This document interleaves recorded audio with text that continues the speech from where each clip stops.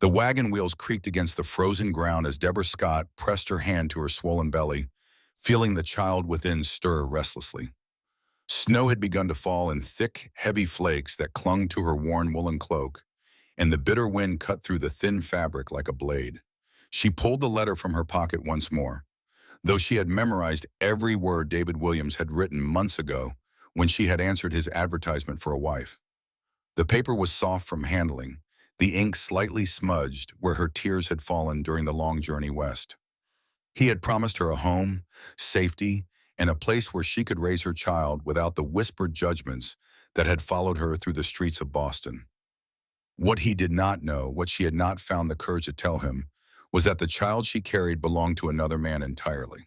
The driver, a grizzled man named Scott Hughes, who had spoken little during their 3-day journey from the nearest railroad station, pulled the horses to a halt. Through the swirling snow, Deborah could make out the dark outline of a cabin nestled against the base of a towering mountain. Smoke rose from the chimney in a steady gray column, and golden light flickered in the windows, promising warmth against the gathering storm. Her heart hammered against her ribs as she gathered her few belongings, a single carpet bag that contained everything she owned in the world. The baby kicked sharply, as if sensing her anxiety, and she whispered a soft reassurance to the child who would never know his real father. Mark Mendoza had been a charming man with silver words and empty promises, who had disappeared the moment she told him about the pregnancy. She had been foolish to trust him, foolish to believe his talk of marriage and a future together. Now she sat before the home of a stranger who had agreed to marry her sight unseen, carrying another man's child, with nowhere else to turn. The advertisement had been clear enough. David Williams, a widower seeking a wife to help manage his mountain homestead, someone strong enough to endure the harsh winters and isolated life. She had written to him with careful words, mentioning only that she was alone in the world and willing to work hard for a chance at a new beginning. Scott Hughes climbed down from the driver's seat and offered her his weathered hand. The snow crunched beneath her boots as she stepped onto the ground, her legs unsteady after the long ride. The cabin looked larger now that she was closer, built from thick logs that had been carefully chinked against the mountain cold. A barn stood nearby, and she could hear the low sounds of cattle settling for the night. The front door opened before they reached it, spilling warm light across the snow-covered porch. The man who emerged was not what she had expected. David Williams was tall and broad-shouldered, with dark hair that showed threads of silver at the temples and eyes the color of winter sky. His face was weathered from years of mountain living, marked by lines that spoke of both hardship and quiet strength. He wore simple clothes, wool pants, and a flannel shirt, but they were clean and well-mended. Before we see how this ends, tell us where you are watching from and hype this video in the comments. He studied her for a long moment, taking in her condition with eyes that revealed nothing of his thoughts. She felt heat rise in her cheeks despite the cold, knowing that her pregnancy was impossible to hide beneath even the heavy cloak. This was the moment she had dreaded during every mile of the journey west, when he would see her for what she truly was and turn her away into the storm. But David Williams simply nodded to Scott Hughes and stepped forward to take her bag. His voice when he spoke was deep and steady, carrying the measured cadence of a man who chose his words carefully. "Welcome to Mountain View, Miss Scott. I trust the journey was not too difficult." She found her voice, though it came out smaller than she intended. "Mr. Williams, thank you for meeting me. I know this is not what you expected." He glanced at her belly again, then back to her face. "We will discuss expectations inside, where it is warm. Scott, will you stay the night? The storm is getting worse." The driver shook his head, already turning back toward his wagon. "Gotta get back before the pass closes. Good luck to both of you." David watched the wagon disappear into the swirling snow before gesturing toward the door. "Come inside. You look half frozen." The interior of the cabin was a revelation after the cold journey.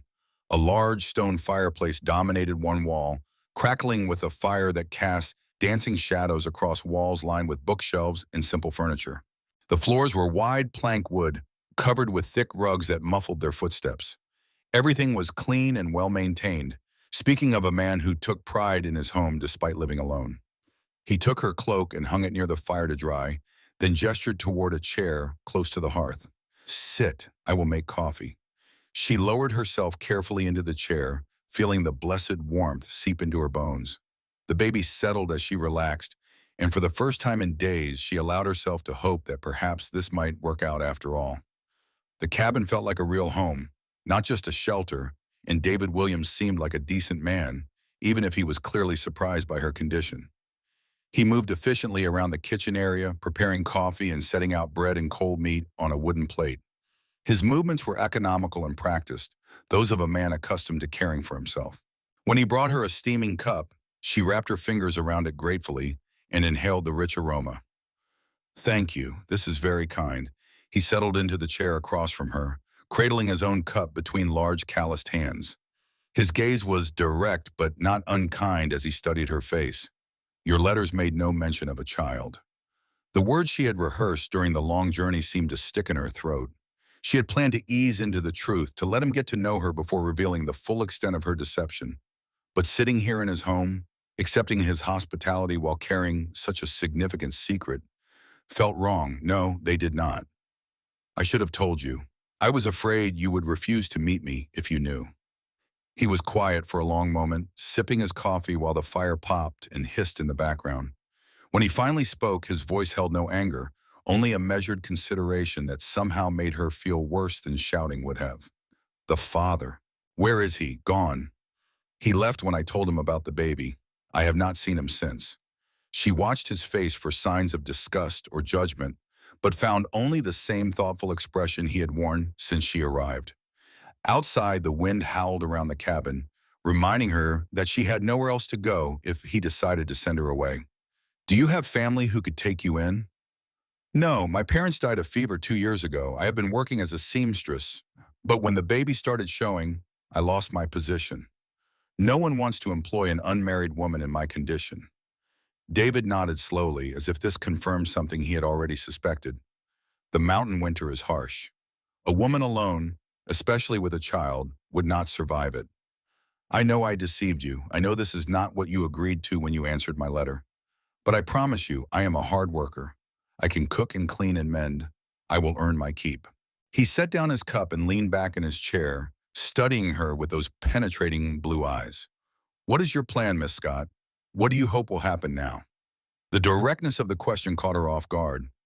She had been so focused on simply reaching this place, on escaping the shame and whispers of Boston, that she had not allowed herself to think much beyond survival. "I hope," she said carefully, "that you might still be willing to honor our agreement. I know the circumstances are different than what you expected, but I meant what I wrote in my letters. I want to build a life here, to be a good wife and partner. The child will need a father, and I will need help providing for him." "Or her," David said quietly. "Yes, or her." He stood and walked to the window, pushing aside the simple curtain to peer out into the storm. The snow was falling harder now, and Deborah could barely make out the dark shapes of the outbuildings through the white curtain. "The nearest neighbor is 20 miles away," he said without turning around. "The town is 40 miles, and in winter, sometimes the road is impassable for weeks at a time. It is a lonely life and a hard one. Are you prepared for that? I have been lonely for a long time, Mr. Williams. At least here I would be useful." He turned back to face her, and something in his expression had shifted.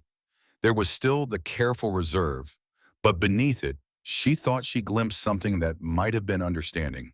"My first wife died 3 years ago. Childbirth. The baby did not survive either." The simple words carried a weight of grief that made her chest tighten with sympathy. She understood now why he had advertised for a wife rather than courting someone locally, why he lived alone in this remote place with only his books and his work for company. "I'm sorry for your loss." He nodded once, a sharp movement that suggested the pain was still fresh despite the passage of time. "That is why I understand something about being alone, about needing a place to start over." He moved to the fireplace and added another log, sending sparks dancing up the chimney. When he spoke again, his voice was quieter, more thoughtful. "I will not pretend this is what I expected when I placed that advertisement. But you are here, and the storm is getting worse. We will talk more in the morning, when we can both think clearly." He showed her to a small bedroom at the back of the cabin, simply furnished with a narrow bed, a washstand, and a chest of drawers. Clean quilts were folded at the foot of the bed, and someone had placed a pitcher of fresh water on the washstand. There are extra blankets in the chest if you need them. The baby? Be. When is it due? Soon. Within the month, I think. He nodded, his expression unreadable. Sleep well, Miss Scott. Tomorrow we will discuss what happens next. After he closed the door, Deborah sank onto the edge of the bed and finally allowed herself to cry. The tears came silently, born of exhaustion and relief and the terrible uncertainty of her situation. She had made it this far, but David Williams was clearly a man who thought carefully before making decisions. By morning, he might well decide that taking on another man's child was more than he had bargained for. She unpacked her few belongings, hanging her spare dress in the small wardrobe and placing her mother's Bible on the nightstand. The familiar ritual helped calm her nerves, and by the time she changed into her nightgown, the baby had settled into the rhythmic movements that usually preceded sleep. The bed was comfortable, far better than the boarding house cot she had been sleeping on in Boston, and the quilt smelled of lavender and clean mountain air. Despite her worries, exhaustion soon claimed her, and she drifted off to the sound of wind and snow against the windows. She woke before dawn to the sound of movement in the main room. Pale gray light filtered through the small window, and she could hear David moving quietly about his morning routine.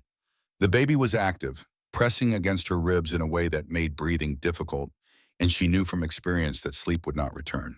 She dressed carefully in her better dress, a dark blue wool that had been her mother's, and braided her hair back severely. When she emerged from the bedroom, she found David at the kitchen table, reading a book by the light of an oil lamp. He looked up as she entered, and she was struck again by the quiet intelligence in his eyes. "Good morning. Did you sleep well?" "Yes, thank you. The bed is very comfortable." He gestured toward the kitchen area. "There is coffee on the stove, and I have eggs and bacon if you are hungry." She accepted the coffee gratefully, wrapping her hands around the warm cup as she had the night before. The storm had passed during the night, and through the windows, she could see that the world had been transformed into a pristine white landscape. Snow clung to the pine branches and lay in deep drifts against the cabin walls. "It is beautiful here," she said, and meant it. Despite the isolation, despite the uncertainty of her situation, there was something peaceful about this place that called to her. David followed her gaze out the window. "It can be. It can also be harsh and unforgiving. Last winter, I was snowed in for 6 weeks without seeing another human soul." She tried to imagine such isolation and found it both frightening and oddly appealing. In Boston, she had been surrounded by people but still desperately alone. Here, at least, the solitude would be honest. "Mr. Williams, about our arrangement." He held up a hand, stopping her words. "I have been thinking about your situation, Miss Scott, about what would be best for both of us." Her heart sank. She had known this was coming, had prepared herself for rejection, but it still hurt more than she had expected. "I understand if you feel I deceived you too badly to continue. That is not what I was going to say." She looked up sharply, hope flaring in her chest. "You are in a difficult position," he continued. "You need security and protection, especially with the child coming.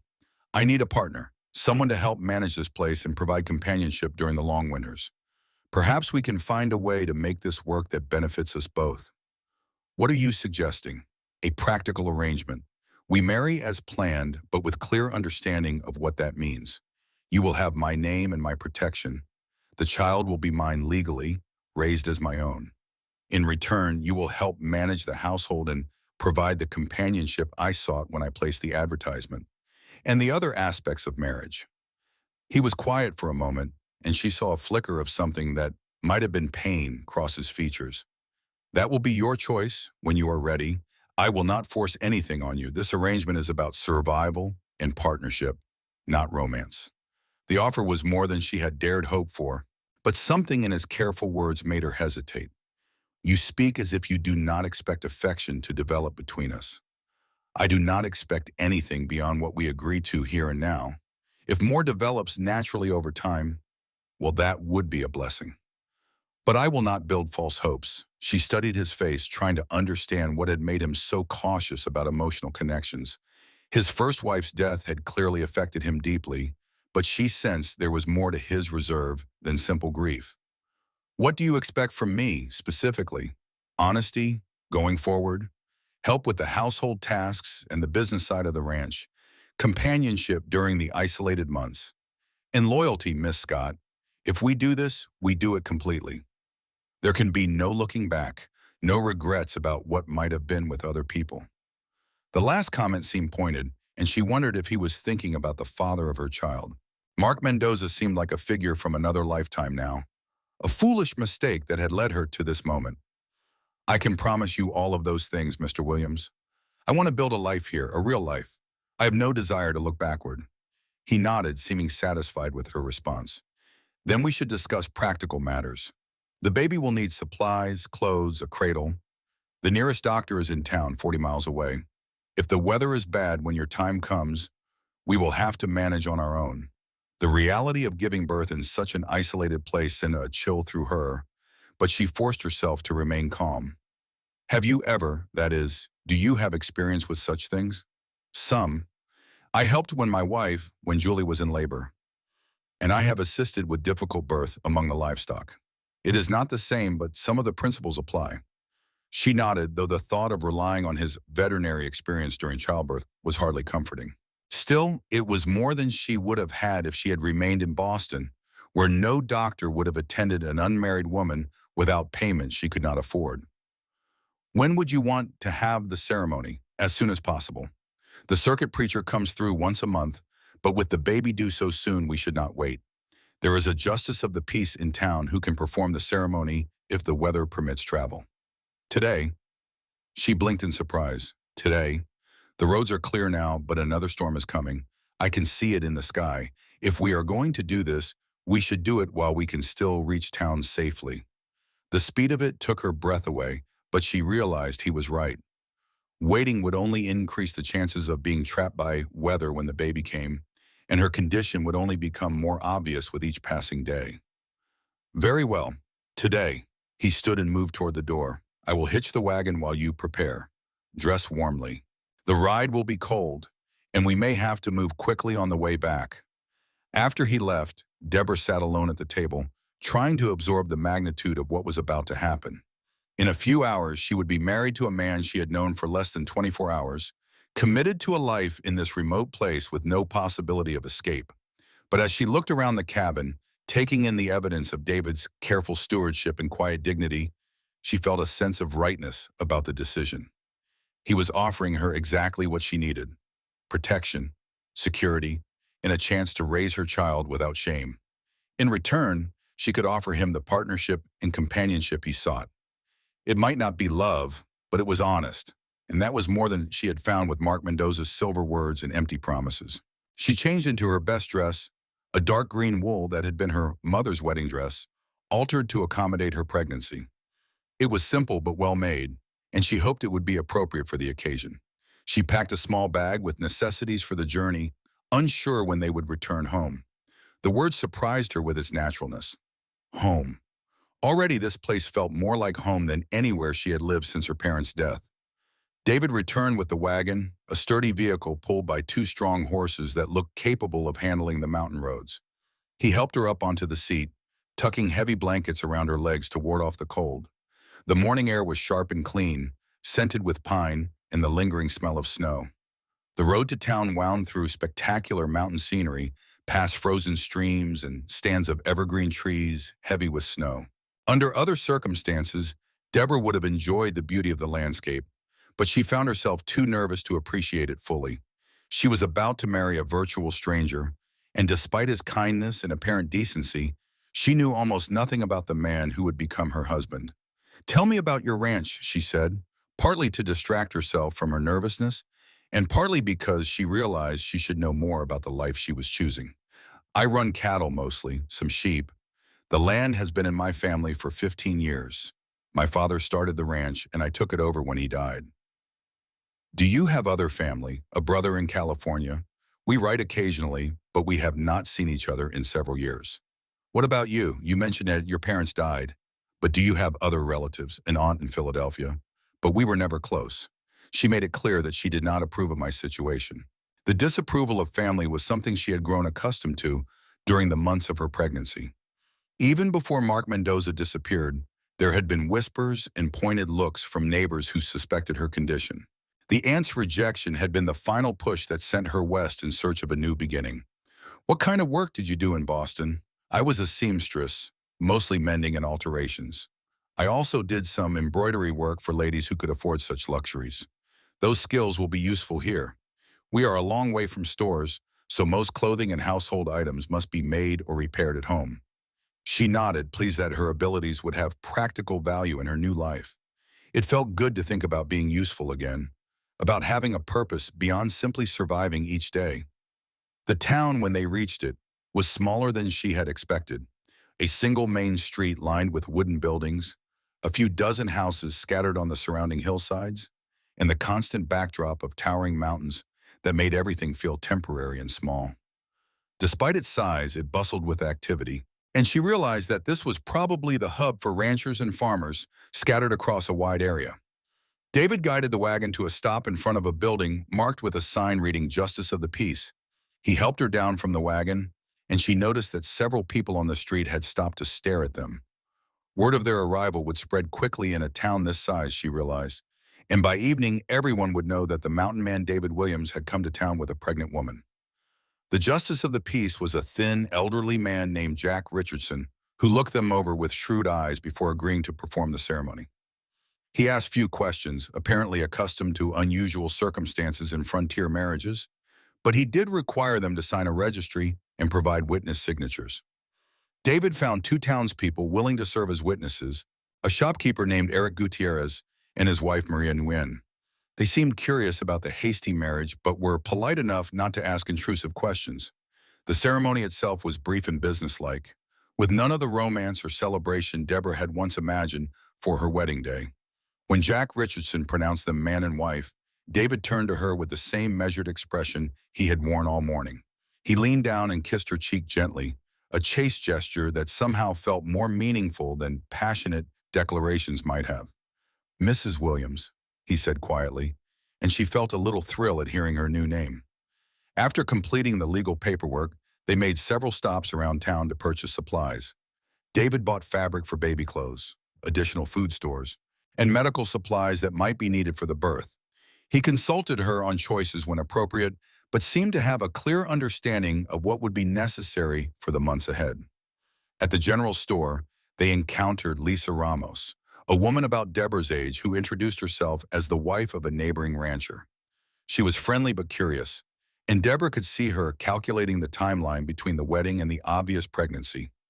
"How wonderful that David has found someone to share his life," Lisa said with a smile that did not quite reach her eyes. "It has been so lonely for him since poor Julie died." "Yes, he mentioned that he had been widowed. It must have been very difficult." "Oh, it was tragic. Julie was such a sweet girl, and she was so excited about the baby. When she died in childbirth, well, David was never quite the same afterward. He blamed himself, though there was nothing anyone could have done." The conversation left Deborah feeling unsettled as they completed their shopping and prepared to return home. She understood now why David had been so careful about emotional expectations, why he approached their arrangement with such practical detachment. He had loved deeply once and lost everything. The pain of that experience had clearly shaped his approach to this second marriage. The journey home passed in relative silence, both of them lost in their own thoughts.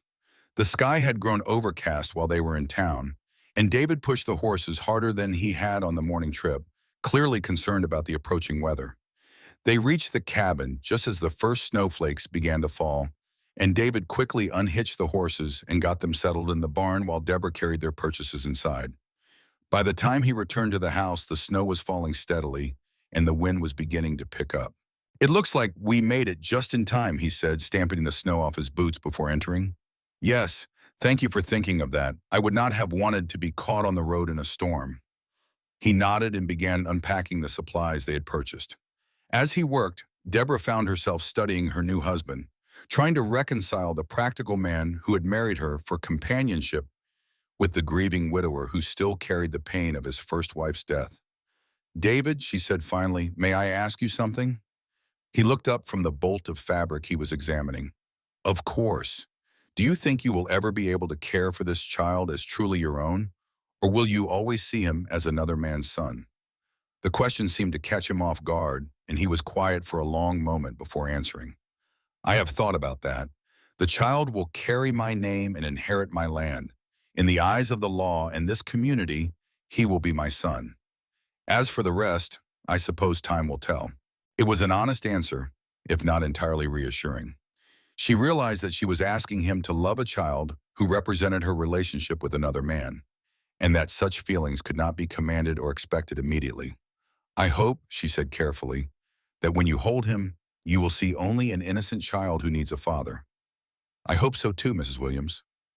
The formal use of her new name reminded her again of how much her life had changed in the space of a single day.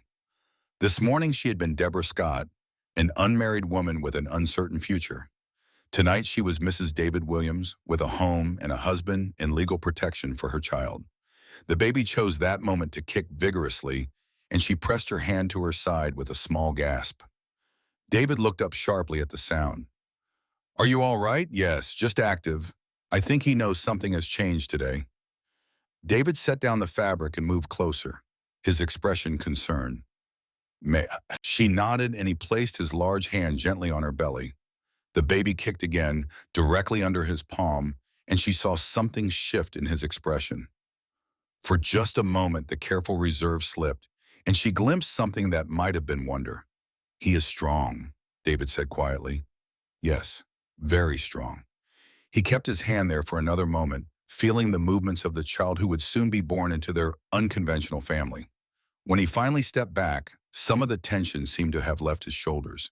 We should prepare for the possibility that the baby might come during the storm, he said, returning to his practical tone. The roads may be impassable for days if this continues. What do we need to do? He began laying out the medical supplies they had purchased, explaining each item and its purpose. His knowledge was clearly limited, but he approached the task with the same methodical competence he brought to everything else. Watching him work, Deborah felt a measure of confidence that they could manage whatever challenges lay ahead. As evening approached, they settled into a routine that felt surprisingly natural despite the newness of their situation. David prepared dinner while she organized the baby supplies, and they ate together by the fire, talking quietly about practical matters and the work that would need to be done in the coming weeks. When it came time to retire for the night, there was a moment of awkwardness as they both realized that their sleeping arrangements had not been discussed. David solved the problem with characteristic directness. You should keep the bedroom. I will sleep here by the fire until after the baby comes. Later, we can discuss other arrangements if you wish, she nodded gratefully, relieved that he was not expecting immediate intimacy. The day had been overwhelming enough without adding that complexity to their new relationship. Thank you for everything today. I know this is not what you planned when you placed that advertisement. No, he agreed, but sometimes the best things are not what we plan. It was the closest thing to sentiment he had expressed since her arrival, and it gave her hope that their practical arrangement might eventually grow into something deeper. As she prepared for bed in her new home, listening to the storm rage outside and the quiet sounds of David settling in by the fire, she felt safer than she had in months. The future was still uncertain, and she knew there would be challenges ahead that neither of them could anticipate. But for the first time since learning of her pregnancy, she felt that she and her child might have found a place where they could build a real life together. The storm that had begun as they returned from town intensified through the night, and by morning the world outside the cabin had been transformed into a white wilderness. Snow had drifted against the windows, and the wind continued to howl around the eaves with a ferocity that made the sturdy cabin walls seem fragile. Deborah woke to the sound of David moving quietly through the main room, building up the fire and preparing coffee. When she emerged from the bedroom, she found him standing at the window, studying the storm with a grim expression. How bad is it? She asked, accepting the cup of coffee he offered. Bad enough. We will not be going anywhere for several days, possibly longer. The snow was already 3 feet deep and still falling. The isolation that had seemed romantic yesterday now felt more ominous. If something went wrong, if the baby came early, or if there were complications, they would be completely on their own. David seemed to read her thoughts. Do not worry. This cabin has weathered worse storms than this, and we have plenty of supplies. We just need to be patient and wait it out. She nodded, trying to project more confidence than she felt. The baby had been restless all night, and she had been experiencing irregular pains that might have been false labor. Or might have been something more serious. She had not mentioned it to David, not wanting to alarm him unnecessarily, but the discomfort was becoming harder to ignore. They spent the morning organizing their supplies and preparing the cabin for an extended period of isolation. David checked and rechecked the medical supplies, while Deborah worked on sewing baby clothes from the fabric they had purchased in town. The domestic routine was comforting, creating an illusion of normalcy despite the extraordinary circumstances of their marriage. As the day progressed, however, the pains in her back and abdomen became more regular and more intense. By afternoon, she could no longer hide her discomfort, and David noticed her pausing frequently in her work to press her hand to her back. "How long have you been having pains?" he asked directly. "Since last night. But they are probably just false labor. First babies are often late. How far apart are they coming?" She had been trying not to time them, but she realized they were becoming more frequent. "Every 10 minutes or so, I think." David set down the harness he had been mending and moved to the window again, studying the storm that showed no signs of abating. When he turned back to her, his expression was serious but calm.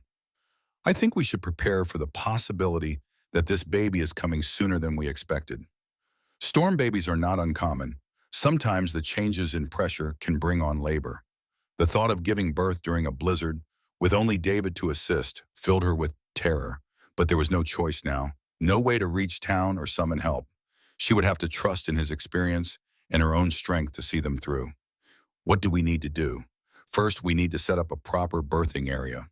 The bedroom is too small, and we will need room to work. We can use the main room near the fire for warmth." Over the next hour, they transformed the area near the fireplace into a makeshift birthing chamber. David spread clean sheets and blankets on the floor, arranged the medical supplies within easy reach, and built up the fire to ensure adequate warmth. His movements were efficient and purposeful, and his calm competence helped steady her nerves. By evening, there was no doubt that she was in active labor. The pains were coming every 5 minutes, intense enough to make her gasp and double over. David helped her change into a clean nightgown and guided her to the nest of blankets they had prepared by the fire. "Try to rest between the pains," he advised. "Save your strength for when you really need it." She tried to follow his advice, but rest was impossible as the contractions grew stronger and more frequent.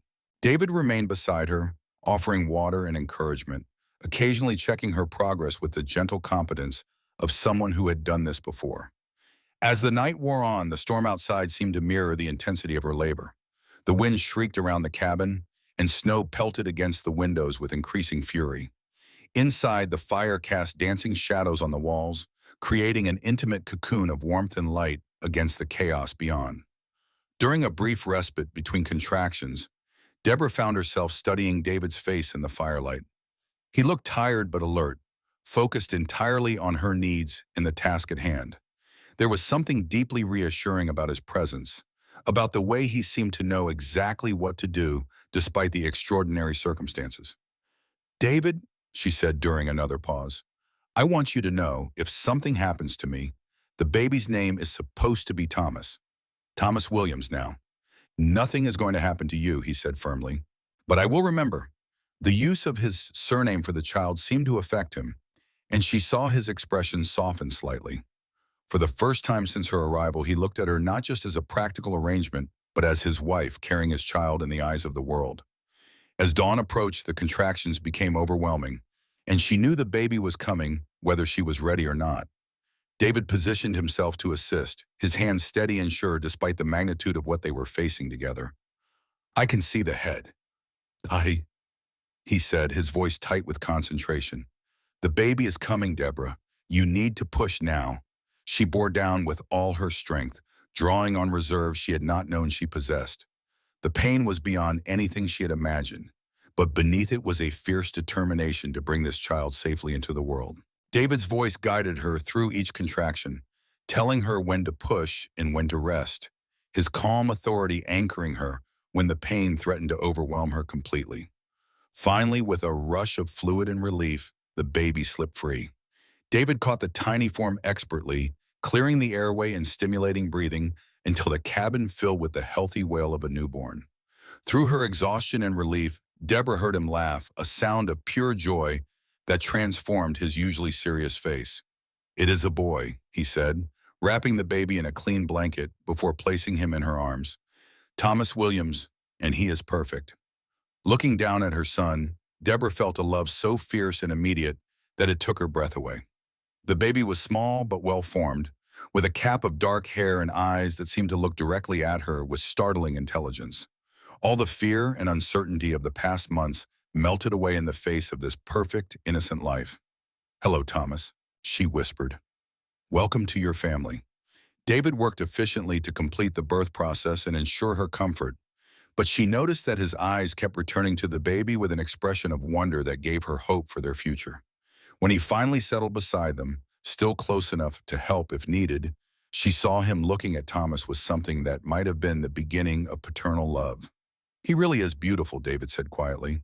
"Strong like his mother." The compliment warmed her more than she expected, and she realized that somewhere during the long night of labor, something had shifted between them. They were no longer strangers bound by a practical arrangement. They had become partners who had faced an extraordinary challenge together and emerged stronger for it. Outside, the storm was beginning to subside, and pale morning light filtered through the windows. The world beyond the cabin was still buried in snow, but inside, their small family had found warmth and safety and the beginning of something that might eventually grow into love. As Thomas settled into peaceful sleep in her arms, and David dozed beside them in the chair he had pulled close to the fire, Deborah allowed herself to believe that they had found what they all needed: a home, a family, and a chance to build something beautiful from the practical foundation they had laid. But even as she drifted toward sleep herself, she could not shake the feeling that their challenges were far from over. The storm had passed, but spring would bring new difficulties, and she wondered what would happen when the outside world intruded on the fragile peace they had found in this remote mountain cabin. The sound of horses approaching through the snow woke her several hours later, and she felt David tense beside her as he moved to the window. Through the glass, she could see three riders making their way slowly through the drifts, their faces hidden beneath heavy winter clothing. "Who is it?" she asked, instinctively pulling Thomas closer. David's expression had gone hard and wary, and his hand moved unconsciously toward the rifle mounted above the fireplace. "I do not know, but they are coming here deliberately. Few people would travel in this weather without good reason." As the riders drew closer to the cabin, one of them raised his head, and David's entire body went rigid with recognition. Deborah saw his face go pale, and when he spoke, his voice carried a note of dread that made her blood run cold. "It is Mark Mendoza, and he has brought men with him." The name hit Deborah like a physical blow, and she felt all the blood drain from her face as she clutched Thomas closer to her chest. Mark Mendoza, the man who had whispered promises of love and marriage before disappearing the moment she told him about the pregnancy. The man whose child she now held in her arms, born into the safety of David Williams's name and protection. Through the window, she could see the three riders more clearly now as they approached the cabin. Mark sat tall in his saddle despite the difficult conditions, his dark hair visible beneath his hat, his familiar profile sending waves of panic through her system. The two men with him were strangers, rough-looking individuals whose presence suggested this was not a social call. David moved with swift efficiency, checking the loads in his rifle before positioning himself near the window where he could watch their approach while remaining partially concealed. His face had taken on the hard, dangerous expression she had glimpsed briefly when they first met, and she realized that the gentleman who had helped deliver her baby was also someone capable of violence when threatened. "Stay back from the windows," he said quietly, his voice carrying an authority that brooked no argument. "Keep Thomas quiet if you can. We do not know what they want, but men do not ride through a blizzard without serious purpose." "How did he find me?" she whispered, her voice barely audible above the crackling of the fire. "I told no one where I was going. I was so careful." David's jaw tightened as he watched the riders dismount near the barn. "Someone in town must have mentioned seeing us together." Word travels fast in small communities, especially when there is something unusual to discuss. The reality of their situation struck her with devastating clarity. She had thought herself safe in this remote place, protected by distance and David's name. But Mark had tracked her down with the persistence of a man who believed he had a claim on her. The timing of his arrival so soon after Thomas's birth could not be coincidental. The sound of heavy boots on the porch steps made her heart race, and she instinctively moved toward the bedroom, hoping to keep Thomas away from whatever confrontation was about to unfold. But David's voice stopped her. "No, stay where I can see you. If this goes badly, I need to know where you are." The knock on the door was firm and demanding, the kind of sound that expected immediate compliance. David waited a long moment before responding, his rifle held ready but not obviously threatening. "Who is it?" Mark Mendoza's voice carried through the heavy wooden door, smooth and confident as always. "I am looking for Deborah Scott. I have reason to believe she is here." "Miss Scott is not here," David replied evenly. "You are mistaken." "I think not. The justice of the peace in town was quite helpful when I explained that I was looking for my pregnant fiancée who had run away. Imagine my surprise when he told me she had just married someone else yesterday." The casual lie about their engagement made Deborah's hands shake with anger. Mark had never proposed, had never even mentioned marriage, except in the vaguest terms when he was trying to seduce her. But she could hear the dangerous edge beneath his pleasant tone, and she knew that he had not come all this way simply to congratulate her on her marriage. "Mrs. Williams is my wife," David said, emphasizing her new name. "She is under my protection now. I suggest you move on." A harsh laugh came from outside, followed by the sound of Mark conferring with his companions in low voices. When he spoke again, his tone had shed any pretense of civility. "Open the door, Williams. We need to discuss this situation like civilized men.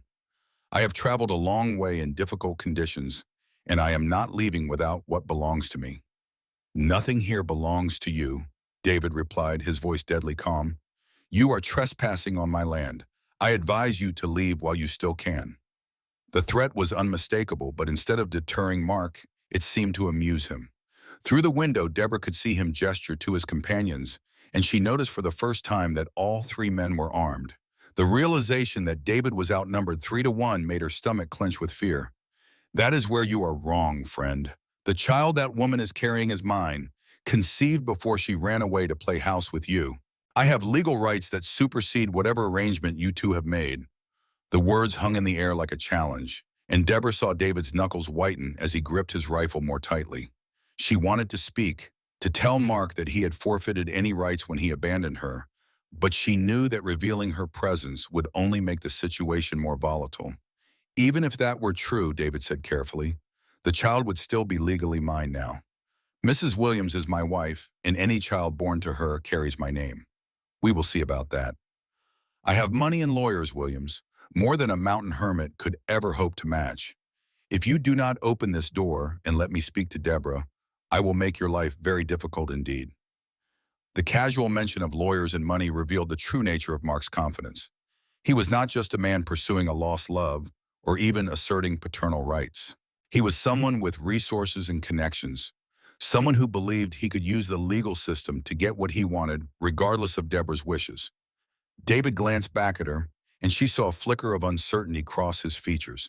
They both knew that their hasty marriage, performed during a storm with minimal witnesses, might not withstand serious legal challenge if Mark had the resources to pursue it. The thought of being dragged back to face him, of having Thomas taken away, filled her with a terror that made it hard to breathe. The baby stirred in her arms, making a soft sound that seemed impossibly loud in the tense silence. Mark's voice came again, closer to the door now, and she realized he must have moved up onto the porch. "I can hear the baby, Deborah. I know you are in there. Do not make this harder than it has to be. I am not here to hurt anyone, just to claim what is rightfully mine." The possessive way he spoke about Thomas made her skin crawl. This was not a man who had suddenly discovered paternal feelings, but someone who viewed the child as property to be claimed. She thought about the months of silence after she had told him about the pregnancy, the way he had vanished without a word when she needed him most. David made a decision that surprised her. Instead of continuing to deny her presence, he set his rifle aside and moved toward the door. Before she could protest, he had lifted the heavy wooden bar and pulled the door open, stepping back to allow Mark and his companions to enter. The three men filled the doorway, bringing with them the smell of snow and horses and something else that might have been violence barely held in check. Mark stepped forward first, his eyes immediately finding Deborah where she sat by the fire with Thomas in her arms. He looked exactly as she remembered, handsome in a polished way that seemed out of place in the rough mountain setting. His clothes were expensive, his manner confident, and his smile held the same charm that had once made her believe his promises. But now she could see the coldness beneath the surface, the calculating way he assessed the situation. "Deborah," he said, his voice warm with false affection, "you look well. Motherhood suits you." She forced herself to meet his gaze steadily, drawing on reserves of strength she had not known she possessed. "Mark, what do you want?" "To see my son, of course, and to discuss our future together." The casual assumption that Thomas was his son, that they had any future together, revealed the depth of his delusion. She looked at the baby sleeping peacefully in her arms, then back at the man who had abandoned them both. "You have no son here. Thomas is David's child now, legally and in every way that matters." Mark's smile faltered slightly, and she saw anger flicker in his eyes. "Thomas, you named him Thomas. How sentimental." He moved closer, and David stepped smoothly to intercept him, positioning himself between Mark and his family. The two men faced each other across the small space, the tension between them thick enough to cut. "You have seen the child," David said quietly. "Now you can leave." But Mark was not finished. He gestured to his companions, who moved to flank David, and Deborah realized with growing alarm that this confrontation had been planned. These men had not simply stumbled upon their location, they had come prepared for resistance. "I'm afraid it is not that simple," Mark said, his voice taking on a harder edge. "You see, I have been doing some research since I learned about Deborah's hasty marriage. It seems that mail-order bride arrangements are not always legally binding, especially when they involve fraud or misrepresentation." "What are you talking about?" Deborah asked, though she feared she already knew. "Your new husband here placed an advertisement seeking a wife, but he was not entirely honest about his circumstances, was he?" "Tell her, Williams, tell her about the debts, about the mortgage on this property, about the creditors who are already circling." David's face went pale, and Deborah felt the ground shift beneath her feet. She had assumed that his financial situation was stable, that the ranch provided adequate income to support a family. The possibility that she had married into debt and uncertainty added another layer of complexity to their already difficult situation. "Is this true?" she asked David, her voice barely above a whisper. "There are some financial difficulties," David admitted reluctantly, "but they are manageable. The ranch is profitable. It just needs time to recover from some bad investments." "Time you do not have," Mark interjected smoothly. "I have spoken to the bank that holds your mortgage, Williams. They are quite eager to foreclose, especially now that they know you have taken on additional dependents. A wife and child represent increased risk in their assessment." The revelation hit Deborah like a physical blow. Not only had David not told her about his financial problems, but her arrival had apparently made them worse. She felt like a fool for believing that she had found safety and security, when in reality she had simply traded one form of vulnerability for another. "What do you want, Mark?" she asked, her voice steady despite the turmoil in her chest. "I want what is best for everyone involved. You come back to Boston with me, we get married properly, and I provide for you and the child as I should have from the beginning. Williams here gets to keep his ranch without the burden of supporting a family he cannot afford." The proposal was delivered with the smooth confidence of a man accustomed to getting his way, but Deborah could see the trap hidden within the reasonable words. Mark wanted her back not out of love or responsibility, but because she represented something he had lost, something his pride demanded he reclaim. "And if I refuse, then I pursue legal action to have the marriage annulled on grounds of fraud. I file for custody of my son based on my superior financial resources, and I make sure that everyone in this territory knows exactly what kind of man David Williams really is." The threats were delivered with casual cruelty, and Deborah realized that Mark had thought this through carefully. He had identified David's vulnerabilities and was prepared to exploit them ruthlessly to get what he wanted. She looked at David, trying to read his expression, but his face had gone carefully blank. She could see the tension in his shoulders, the way his hands clenched and unclenched at his sides. But she could not tell whether he was preparing to fight or considering surrender. "I need time to think," she said finally. Mark consulted a pocket watch with theatrical precision. "You have until morning. My associates and I will be staying at the hotel in town. If you have not come to a reasonable decision by then, I will begin legal proceedings immediately." He moved toward the door, then paused and looked back at Thomas sleeping in her arms. The baby had David's protection now, but Mark's gaze lingered on the small form with an intensity that made her skin crawl. "He is a beautiful child," Mark said quietly. "It would be a shame if he grew up in poverty because of his mother's poor choices." The implied threat hung in the air as the three men filed out of the cabin, leaving Deborah and David alone with the wreckage of their carefully constructed new life. Through the window, she watched them mount their horses and ride back toward town, their departure somehow more ominous than their arrival. David stood frozen by the door for a long moment after they left, his face a mask of conflicting emotions. When he finally turned to face her, she could see the weight of guilt and shame in his expression. "You should have told me about the debts," she said quietly. "I know. I thought I could handle it. Thought I had more time before they became a serious problem. Your arrival, the marriage, it accelerated things I was not prepared for. How bad is it really?" "Bad enough. The mortgage payment is overdue and the bank is looking for any excuse to foreclose. Having a wife and child does make me appear less stable in their eyes, especially when they learn about the circumstances of our marriage." She felt a crushing sense of responsibility for making his situation worse. She had come here seeking safety and security, but instead she had brought new problems and complications that threatened to destroy everything David had worked to build. "What will you do if I go with him?" David was quiet for a long moment, staring into the fire as if it held answers to impossible questions. "The ranch might survive. I could sell some of the cattle, maybe negotiate new terms with the bank. Without the additional expenses of a family, I might be able to make it work. And if I stay, then we face whatever comes together. But I will not lie to you about the risks. Mark Mendoza has resources and connections that I cannot match. If he pursues legal action, he might very well succeed in having our marriage annulled and gaining custody of Thomas." The thought of losing her son to Mark filled her with a desperation that made it hard to think clearly. She had seen the coldness in his eyes when he looked at Thomas, the way he spoke about the child as property rather than a person. Whatever his motivations for wanting them back, love and paternal affection were not among them. "Why now?" she asked. "Why did he wait until after the baby was born to come looking for us?" David moved to the window and peered out at the empty landscape. "I have been thinking about that. The timing suggests he knew about the birth, which means someone has been watching and reporting back to him. The possibility that they were being spied upon added another layer of fear to an already terrifying situation. If Mark had people keeping track of their activities, then their isolation was an illusion, and nowhere would be truly safe. "What kind of man is he?" David asked. "Beyond what I saw today, what do you know about his character and motivations?" Deborah shifted Thomas to a more comfortable position and tried to organize her thoughts. She had spent months trying to forget Mark Mendoza, but now she needed to remember everything that might help them understand what they were facing. "He is charming and intelligent, but also selfish and controlling.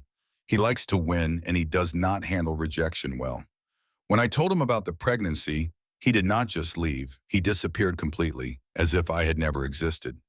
That suggests the current situation is about more than paternal rights or genuine affection for you.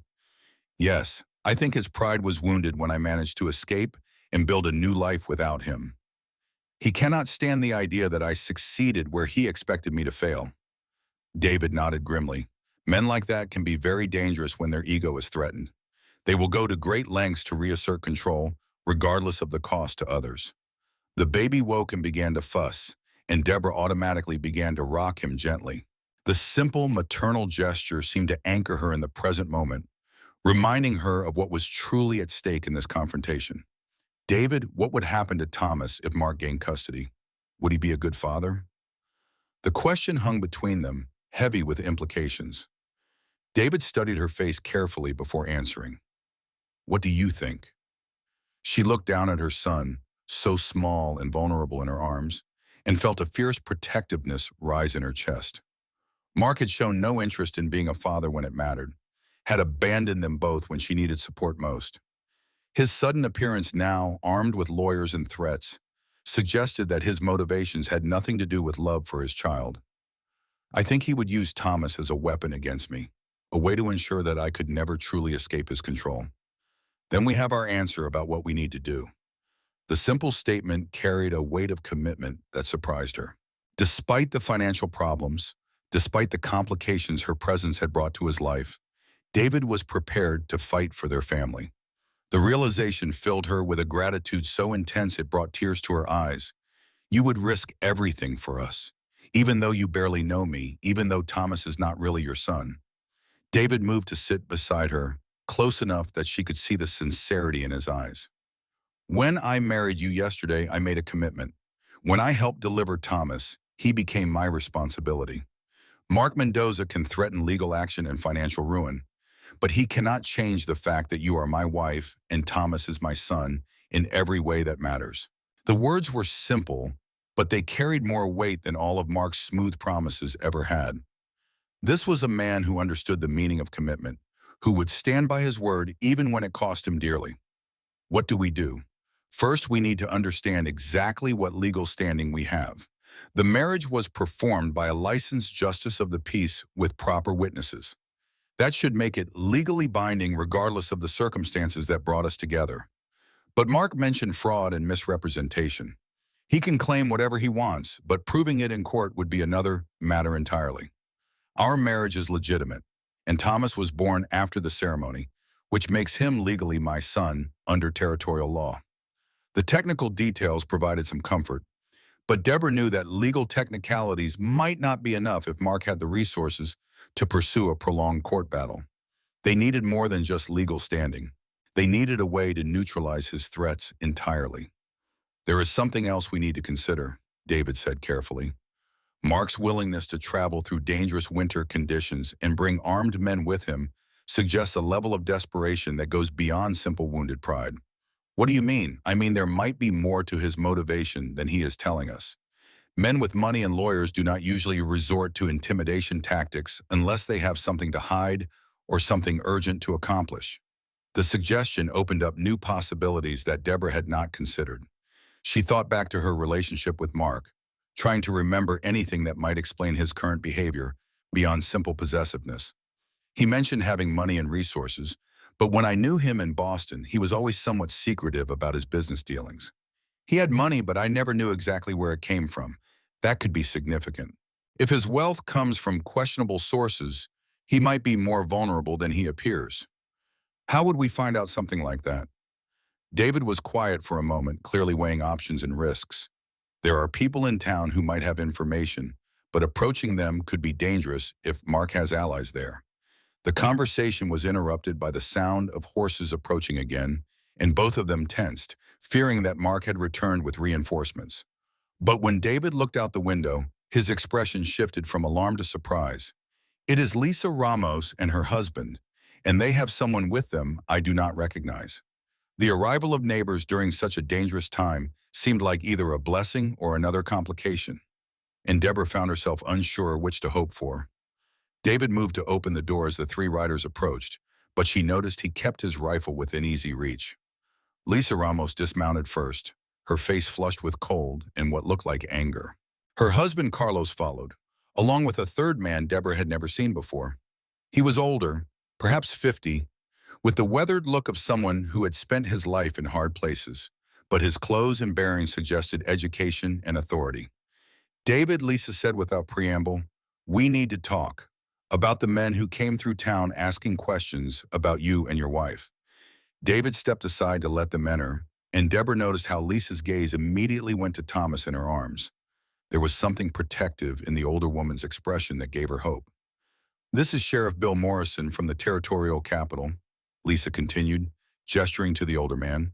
He has some information you need to hear. The sheriff removed his hat and nodded politely to both David and Deborah. Mrs. Williams, Mr. Williams, I apologize for the intrusion, but Mrs. Ramos was right to bring me here immediately. What kind of information, David asked, his voice carefully neutral. The kind that suggests the men who visited you today are not what they claim to be. Sheriff Morrison moved closer to the fire, accepting the coffee David offered. I have been tracking a man named Mark Mendoza for several months now, in connection with a series of fraudulent investment schemes in California and Nevada. Deborah felt her blood turn cold. The Mark she had known in Boston had been charming and well-dressed, but she had always wondered about the source of his apparent wealth. The revelation that he might be involved in criminal activity explained much about his current desperation. What kind of fraud, she asked. Land speculation schemes, mostly. He would convince investors to put money into non-existent mining claims or railroad developments, then disappear with their funds. We believe he has stolen over $50,000 in the past 2 years. The enormous sum made David whistle softly. That would explain why he has the resources to hire lawyers and travel with armed men. It would also explain why he is so eager to reclaim Mrs. Williams and the child, Sheriff Morrison continued. A man with a family appears more stable and trustworthy to potential investors. He may need that legitimacy to continue his operations. The idea that Mark wanted her back primarily as a prop for his criminal activities, rather than out of any genuine feeling, made Deborah feel sick. She had been naive about many things during their relationship, but she had never imagined he was using her as part of a larger deception. What does this mean for us? David asked. It means that Mark Mendoza is likely more desperate and dangerous than you realize. But it also means you have options beyond simply surrendering to his demands. Sheriff Morrison explained that he had been building a case against Mark for months, but had lacked sufficient evidence to make arrests. Mark's appearance in their territory, especially with armed associates, provided an opportunity to gather additional evidence and potentially end his criminal career. What would you need from us? Deborah asked. Primarily your testimony about his character and activities during your relationship. Anything that might help establish a pattern of deception and fraud. She thought back over the months she had known Mark, trying to remember details that had seemed unimportant at the time. There had been mysterious trips, vague explanations about business dealings, and a lifestyle that seemed inconsistent with any legitimate source of income she could identify. He always had money, but he was secretive about where it came from. He told me he was involved in land development, but he never gave specifics. And he traveled frequently, sometimes for weeks at a time. That matches the pattern we have established in other territories. Sheriff Morrison made notes in a small book as she spoke. Did he ever ask you to sign documents or participate in meetings with potential investors? No, but he did ask me to write letters to his business associates, vouching for his character and reliability. At the time, I thought it was romantic that he wanted to include me in his work. The memory made her feel foolish, but Sheriff Morrison nodded approvingly. Those letters could be valuable evidence if we can locate them. They demonstrate his pattern of using personal relationships to legitimize fraudulent activities. David had been listening intently, and now he leaned forward with a question of his own. What kind of protection can you offer if we cooperate with your investigation? That depends on how much evidence we can gather and how quickly we can move. Ideally, we would arrest Mendoza and his associates before they can cause more trouble, but that requires careful planning and coordination. The sheriff explained that Mark's presence in town provided an opportunity to observe his activities and potentially catch him in the act of attempting fraud or intimidation. However, such an operation would require Deborah and David to act as bait, maintaining the appearance of vulnerability while secretly working with law enforcement. It is dangerous, Sheriff Morrison admitted. Men like Mendoza become unpredictable when they feel trapped. But it may be your best chance to end this threat permanently. Lisa Ramos, who had been quiet during most of the conversation, finally spoke up. There is something else you should know. Mark and his men have been asking questions about David's financial situation, specifically about the mortgage and any debts.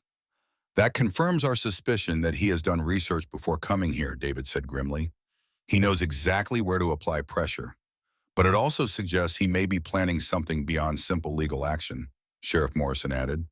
If he is as desperate as we believe, he might resort to more direct methods of coercion. The implications of that statement sent a chill through the room. Deborah looked down at Thomas, sleeping peacefully despite the tension surrounding him, and felt a fierce determination to protect him from whatever Mark might be planning. What do you need us to do? She asked. For now, nothing beyond what you would normally do. Go about your daily routines, but be alert for any signs of surveillance or unusual activity.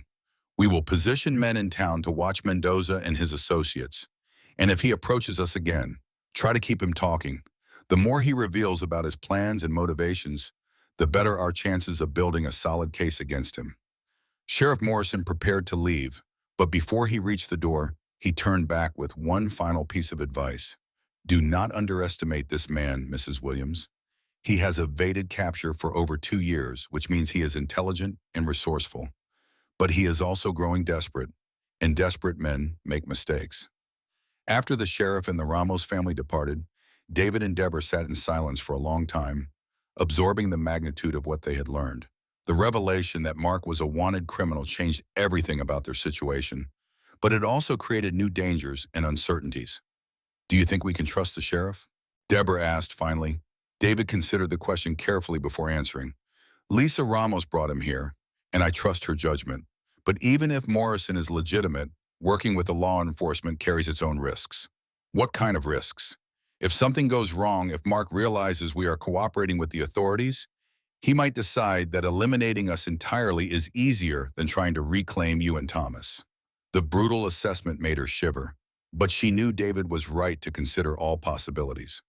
Mark had already demonstrated a willingness to use intimidation and threats. If he felt truly cornered, violence might be his next step. "On the other hand," David continued, "this might be our only chance to end the threat he represents. If we simply give in to his demands, there is no guarantee he would honor any agreement we made." She knew he was right about that as well. Mark's track record of abandoning commitments when they became inconvenient suggested that any promises he made now would be worthless if circumstances changed. The baby stirred in her arms, and she looked down at his peaceful face, trying to imagine what kind of life awaited him, depending on the choices they made in the next few days. With Mark, he would grow up as the child of a criminal, possibly used as a tool in fraudulent schemes. With David, he would have stability and genuine love, but only if they could find a way to neutralize the current threat. "I want to help the sheriff," she said finally, "not just for our sake, but to prevent Mark from hurting other people the way he hurt me." David nodded, though she could see the worry in his expression. "Then we need to be very careful about how we proceed. One mistake could cost us everything." They spent the rest of the evening discussing practical preparations for the days ahead. David checked and cleaned his weapons, while Deborah organized supplies and made sure Thomas had everything he would need if they had to leave quickly. The domestic preparations felt surreal given the circumstances, but they provided a sense of purpose that helped calm her nerves. As night fell, they established a watch schedule, taking turns monitoring the approaches to the cabin for any signs of unwanted visitors. The isolation that had once felt protective now seemed ominous, and every sound from the surrounding forest made them tense with alertness. During her watch, Deborah found herself thinking about the journey that had brought her to this moment. 6 months ago, she had been a naive young woman in Boston, believing Mark's promises and planning a future that had never really existed. Now she was a mother and a wife, facing down a dangerous criminal with the help of a man she barely knew, but had come to trust completely. The transformation amazed her when she considered it objectively. The frightened woman who had arrived at this cabin just days ago had been replaced by someone willing to fight for her family and her future. David's steady presence had given her the security she needed to find her own strength, and now she was prepared to use that strength to protect what they had built together. When David relieved her for the next watch, she managed to sleep fitfully despite the tension. Thomas woke twice for feeding, and each time she marveled at how normal and peaceful those moments felt, despite the danger surrounding them. The baby seemed blissfully unaware of the adult complications threatening his young life. Morning brought fresh snow and the sound of approaching horses. David was immediately alert, rifle in hand, but his posture relaxed slightly when he identified the riders. "It is Sheriff Morrison and 2 deputies," he reported. "No sign of Mendoza." The sheriff entered with news that was both encouraging and alarming. His men had observed Mark and his associates throughout the night, and their behavior suggested they were indeed planning something beyond legal action. They spent hours yesterday visiting the bank, the telegraph office, and several prominent citizens in town, Sheriff Morrison reported. "Our sources indicate they were gathering information and possibly attempting to bribe officials." "What kind of information?" David asked. "Details about your financial situation, the circumstances of your marriage, and the legal procedures for challenging territorial court decisions. They are building a comprehensive case for having your marriage annulled and gaining custody of the child." "But that is not all," one of the deputies added. "We also observed them meeting with 3 additional men who arrived on the late train. These new arrivals have the look of hired guns rather than lawyers." The news that Mark had reinforced his group with potentially violent men escalated the danger significantly. What had begun as a legal and financial threat was clearly evolving into something more immediately dangerous. How many men does that make total? Deborah asked. 6 that we have identified, plus Mendoza himself. Too many for us to handle with a direct confrontation, especially in a populated area where innocent people might be hurt. Sheriff Morrison explained that they needed to draw Mark away from town into a situation where law enforcement could act without risking civilian casualties. The plan he proposed was both simple and terrifying in its implications. We want you to appear to capitulate to his demands, Morrison said. Agree to meet with him to discuss terms, but insist that the meeting take place somewhere private where you can speak freely. And then we spring the trap. My men will be positioned to arrest him and his associates when they reveal their true intentions. The plan required Deborah and David to act as bait, putting themselves in direct danger to create an opportunity for law enforcement to act. The risks were enormous, but the alternative was to remain passive targets while Mark systematically destroyed their legal defenses. What if something goes wrong? Deborah asked. What if your men cannot reach us in time? Sheriff Morrison was honest about the dangers. There are no guarantees in a situation like this. But based on what we know about Mendoza's methods, he will eventually resort to violence or kidnapping if legal pressure does not work. At least this way, we control the timing and location of the confrontation. David studied the sheriff's face carefully, clearly weighing the risks against the potential benefits. How do we contact him to arrange this meeting? He left word at the hotel that he expects an answer to his proposal by noon today. You can send a message suggesting a meeting this evening at a location of your choosing. Where would be best for your purposes? Morrison consulted a hand-drawn map of the area, pointing to a spot about 5 miles from town. There is an abandoned mining camp here, accessible by a single road. We can position men in the surrounding hills with clear fields of fire, and there are no civilians in the area to worry about. The location sounded perfect for an ambush, but it also meant that Deborah and David would be completely isolated with Mark and his men until the sheriff's forces could intervene. The margin for error was virtually non-existent. When do you need our decision? David asked. Within the hour if we are going to make this work. Morrison needs time to position his men and coordinate the operation. Deborah looked at Thomas sleeping in her arms, then at David's worried face, then back at the sheriff who was asking them to risk everything on a dangerous gamble. The choice was between passive vulnerability and active resistance, between hoping Mark would honor agreements he had no intention of keeping and fighting back with the only weapons available to them. We will do it, she said, her voice steady despite the fear churning in her stomach. David nodded agreement, though she could see the cost of the decision in his expression. When and how do we make contact? Sheriff Morrison provided detailed instructions for arranging the meeting while maintaining the appearance of reluctant cooperation.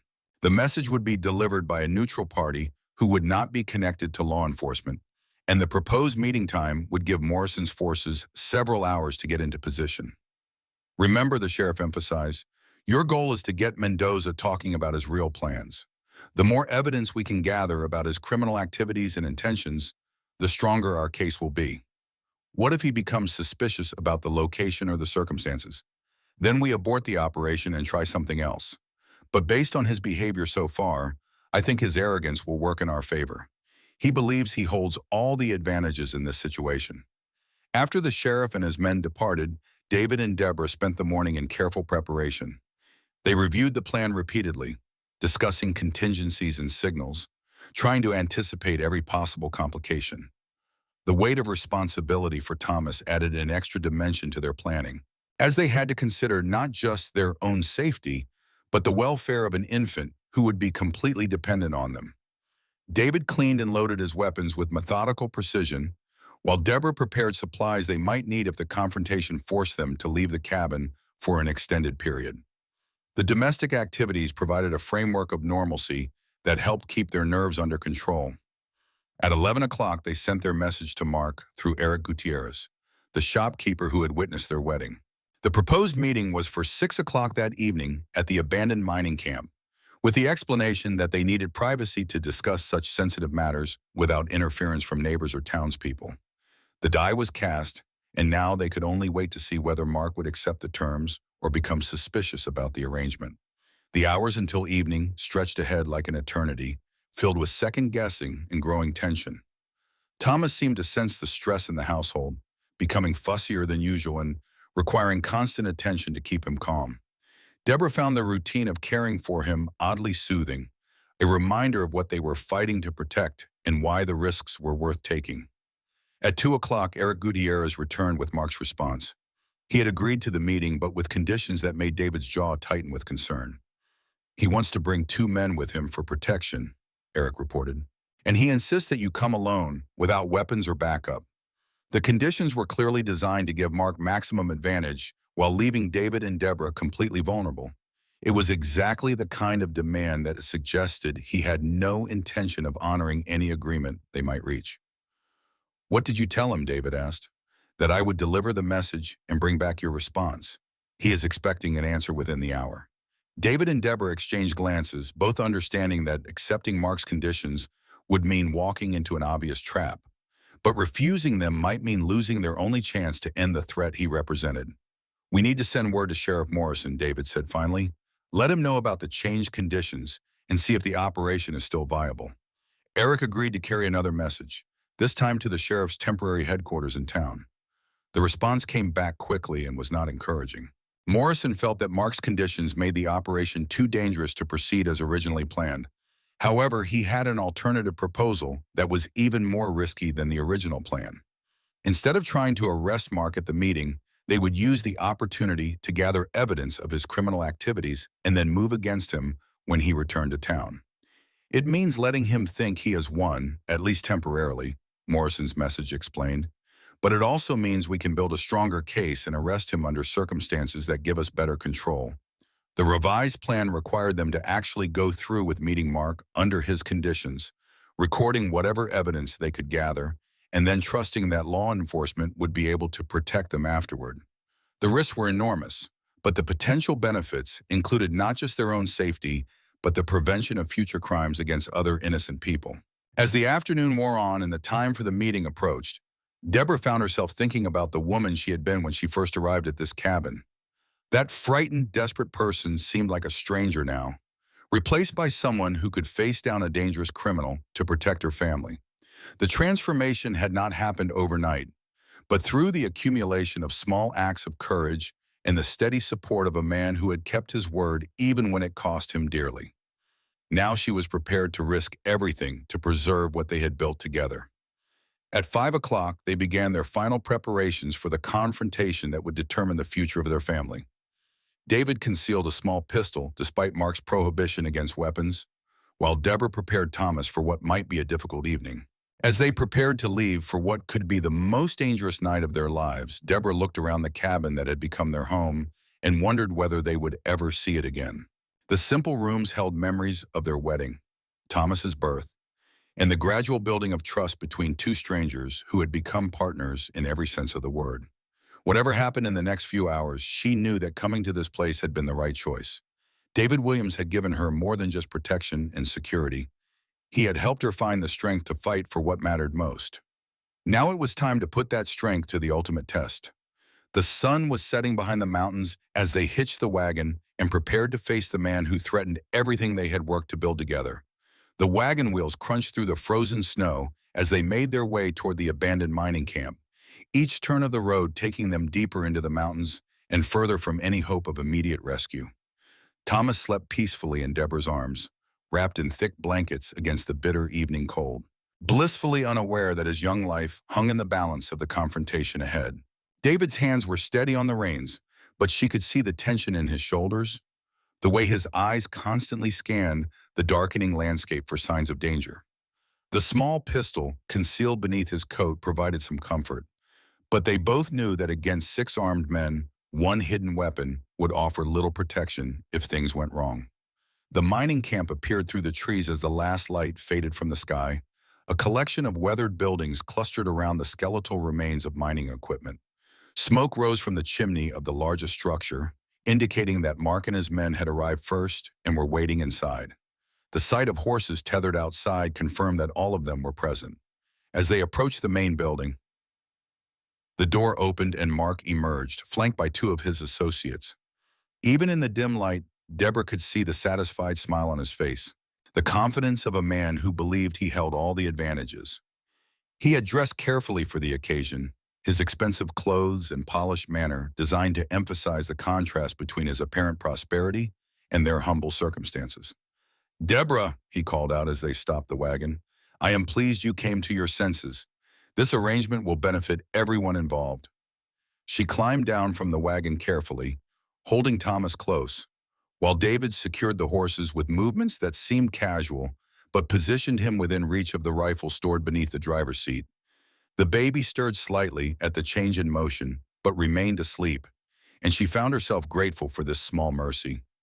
Mark approached them with the easy confidence she remembered from their time in Boston, but now she could see the calculation behind his charm, the way he assessed every detail of their appearance and demeanor for signs of weakness or deception. His companions remained alert but relaxed, clearly confident in their numerical advantage. "Shall we go inside where it is warm?" Mark suggested, gesturing toward the building. "We have much to discuss, and the evening is cold for such a young child." The mention of Thomas carried a subtle threat that made her skin crawl, but she forced herself to nod agreement. They had come here to gather evidence of Mark's true intentions, and that required getting him talking about his plans. The more he revealed, the stronger the case Sheriff Morrison could build against him. The interior of the building that had been hastily prepared for the meeting, with chairs arranged around a rough wooden table and a fire crackling in the stone fireplace.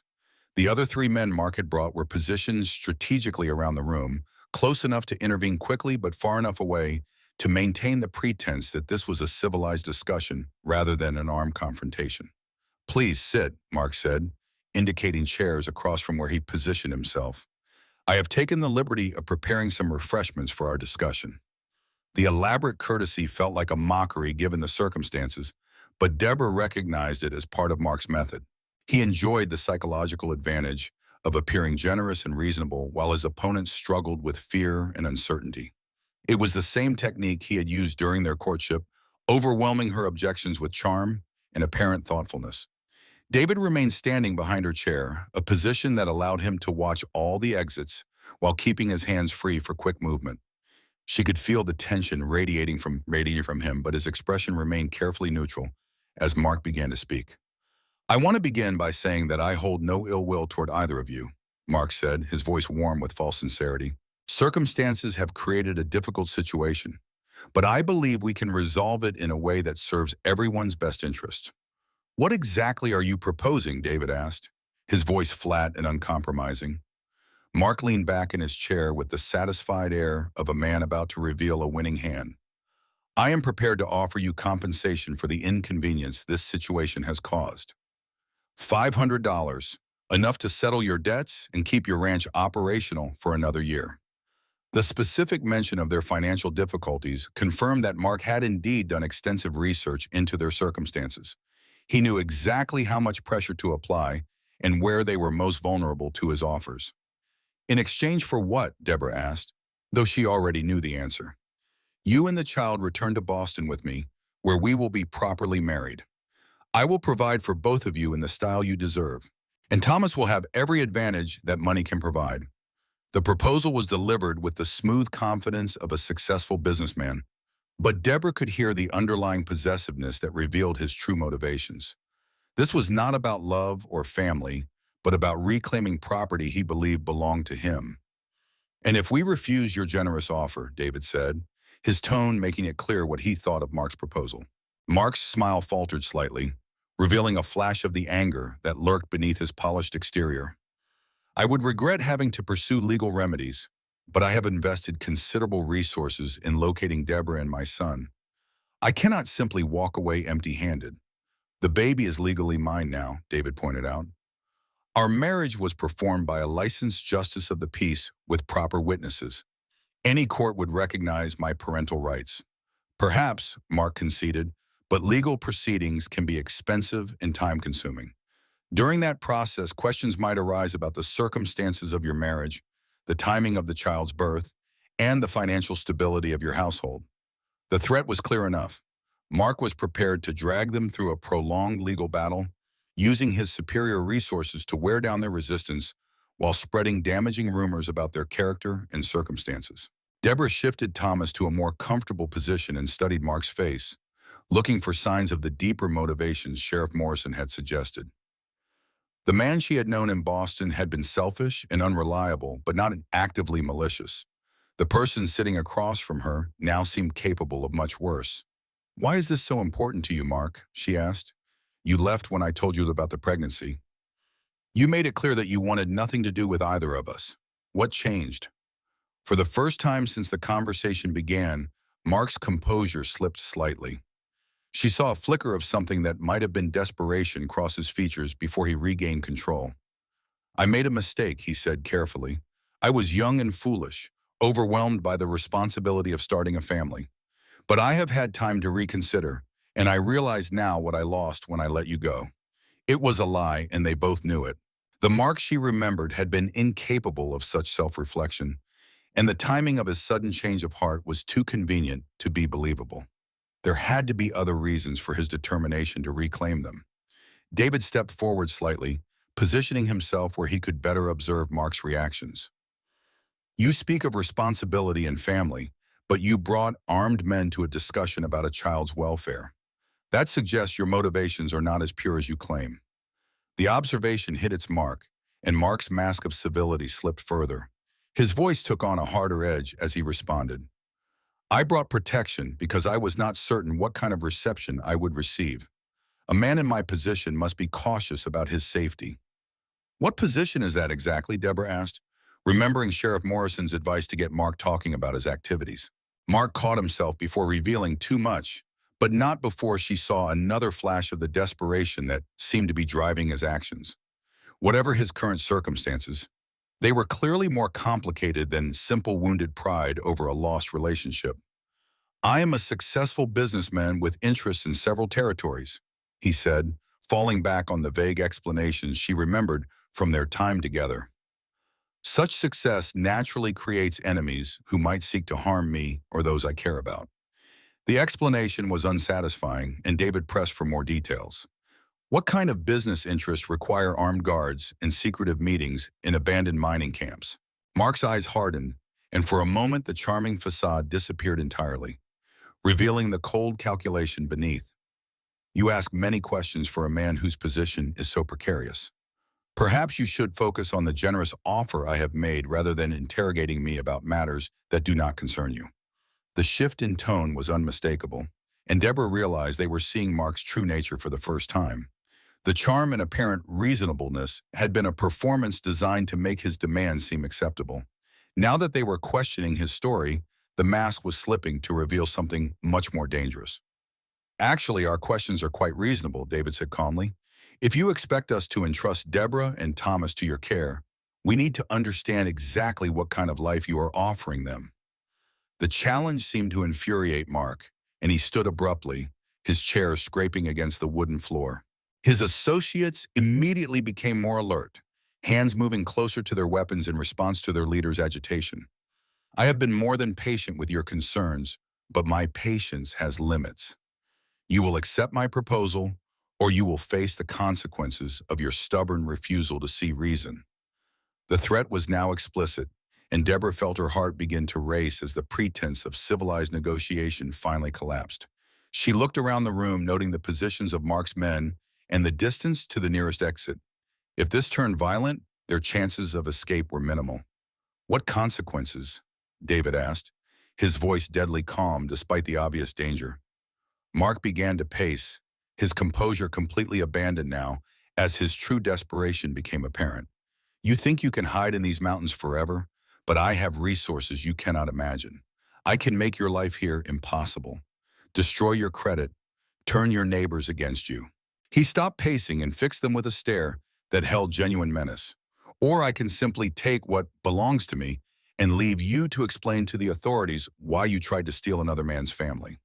The naked threat crystallized Deborah's understanding of their situation. This was not about love or family or even wounded pride. Mark needed them for reasons he was not willing to reveal, and he was prepared to use any means necessary to get what he wanted. "Thomas is not property to be taken," she said, her voice steady despite her fear. "He is a child who deserves to be loved and protected, not used as a pawn in whatever game you are playing." Mark's laugh was harsh and without humor. "Love and protection. Is that what you think you have found here with your mountain hermit? A man so deep in debt that he cannot afford to feed himself, let alone a wife and child. The cruel words were designed to hurt, but they also revealed more about Mark's research into their circumstances than he probably intended.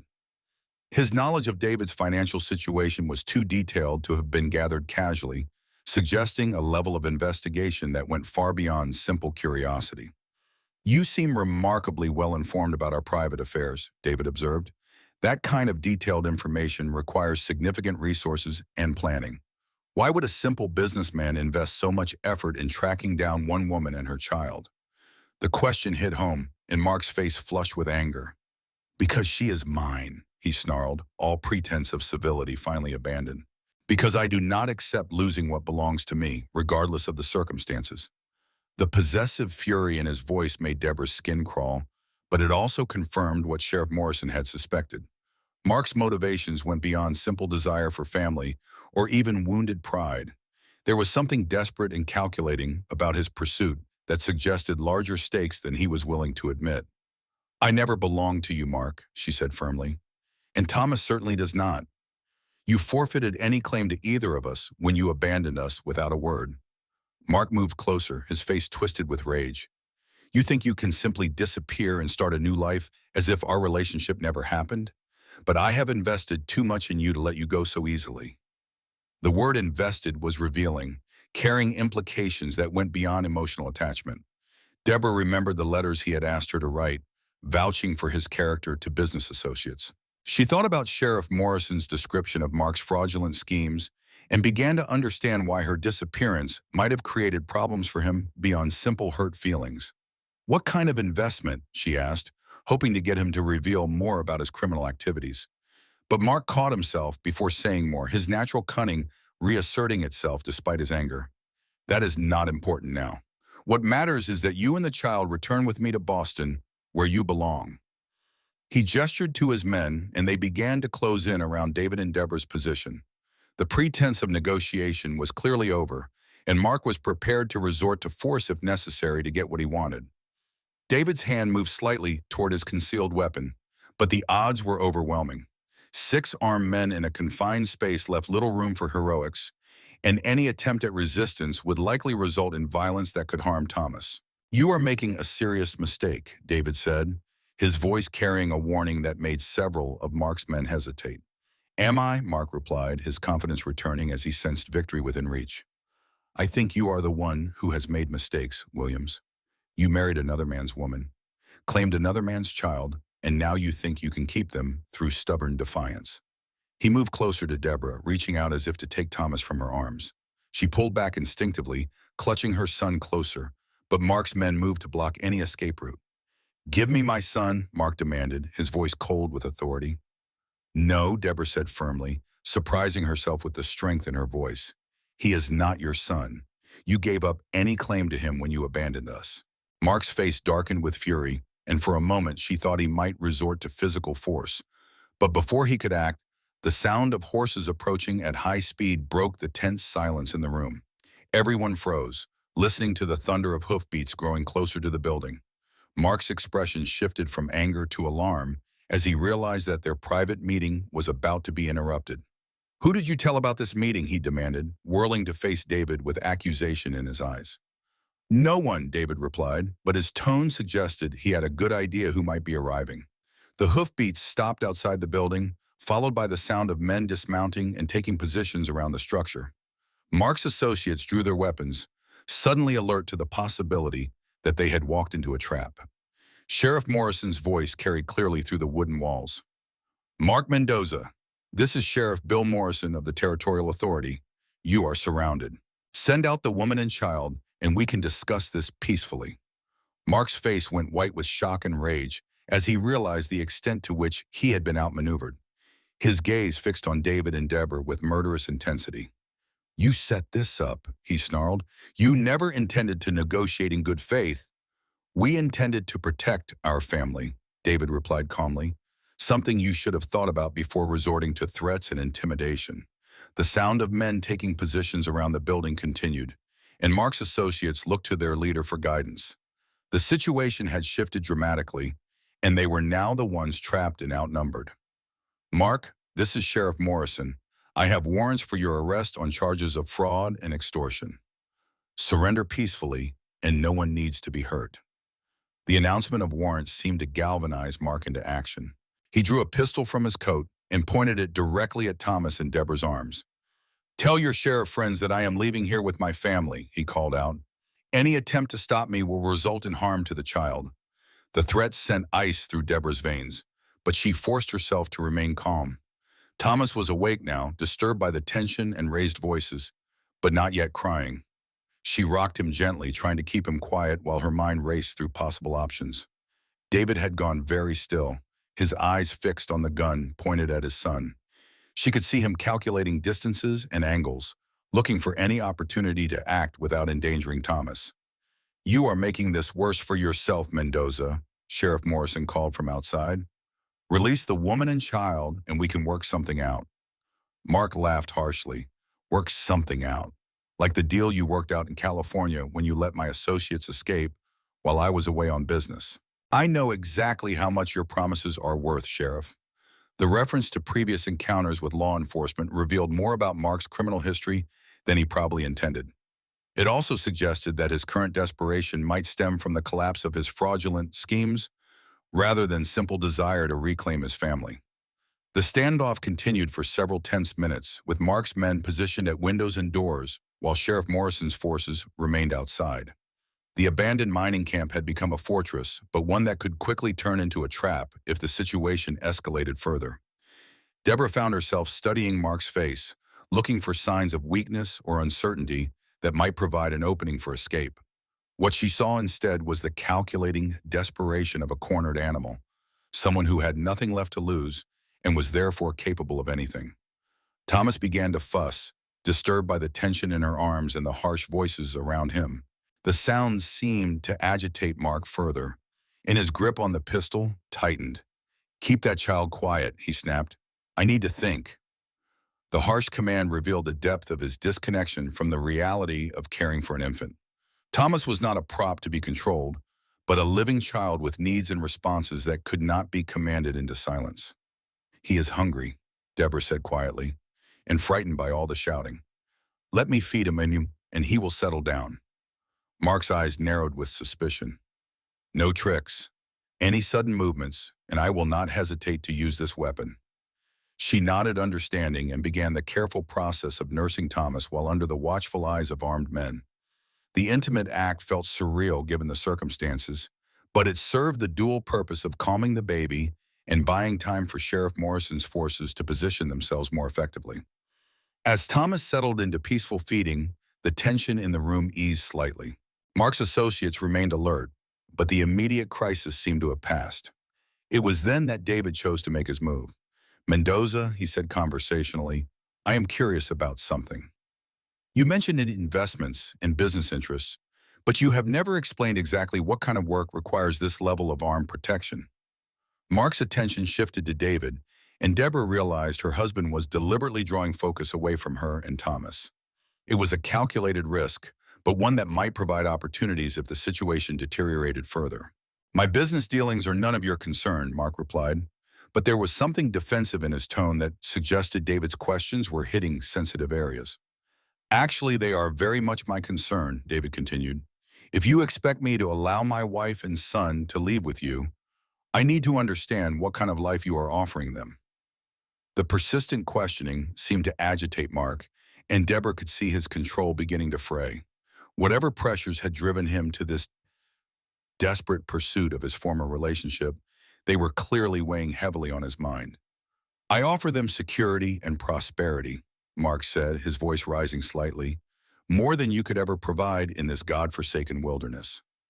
"Security," David repeated thoughtfully. "Is that why you need 6 armed men for a simple family discussion? Is that why Sheriff Morrison has warrants for your arrest? What kind of security can a wanted criminal provide?" The direct accusation hit home, and Mark's face flushed with anger.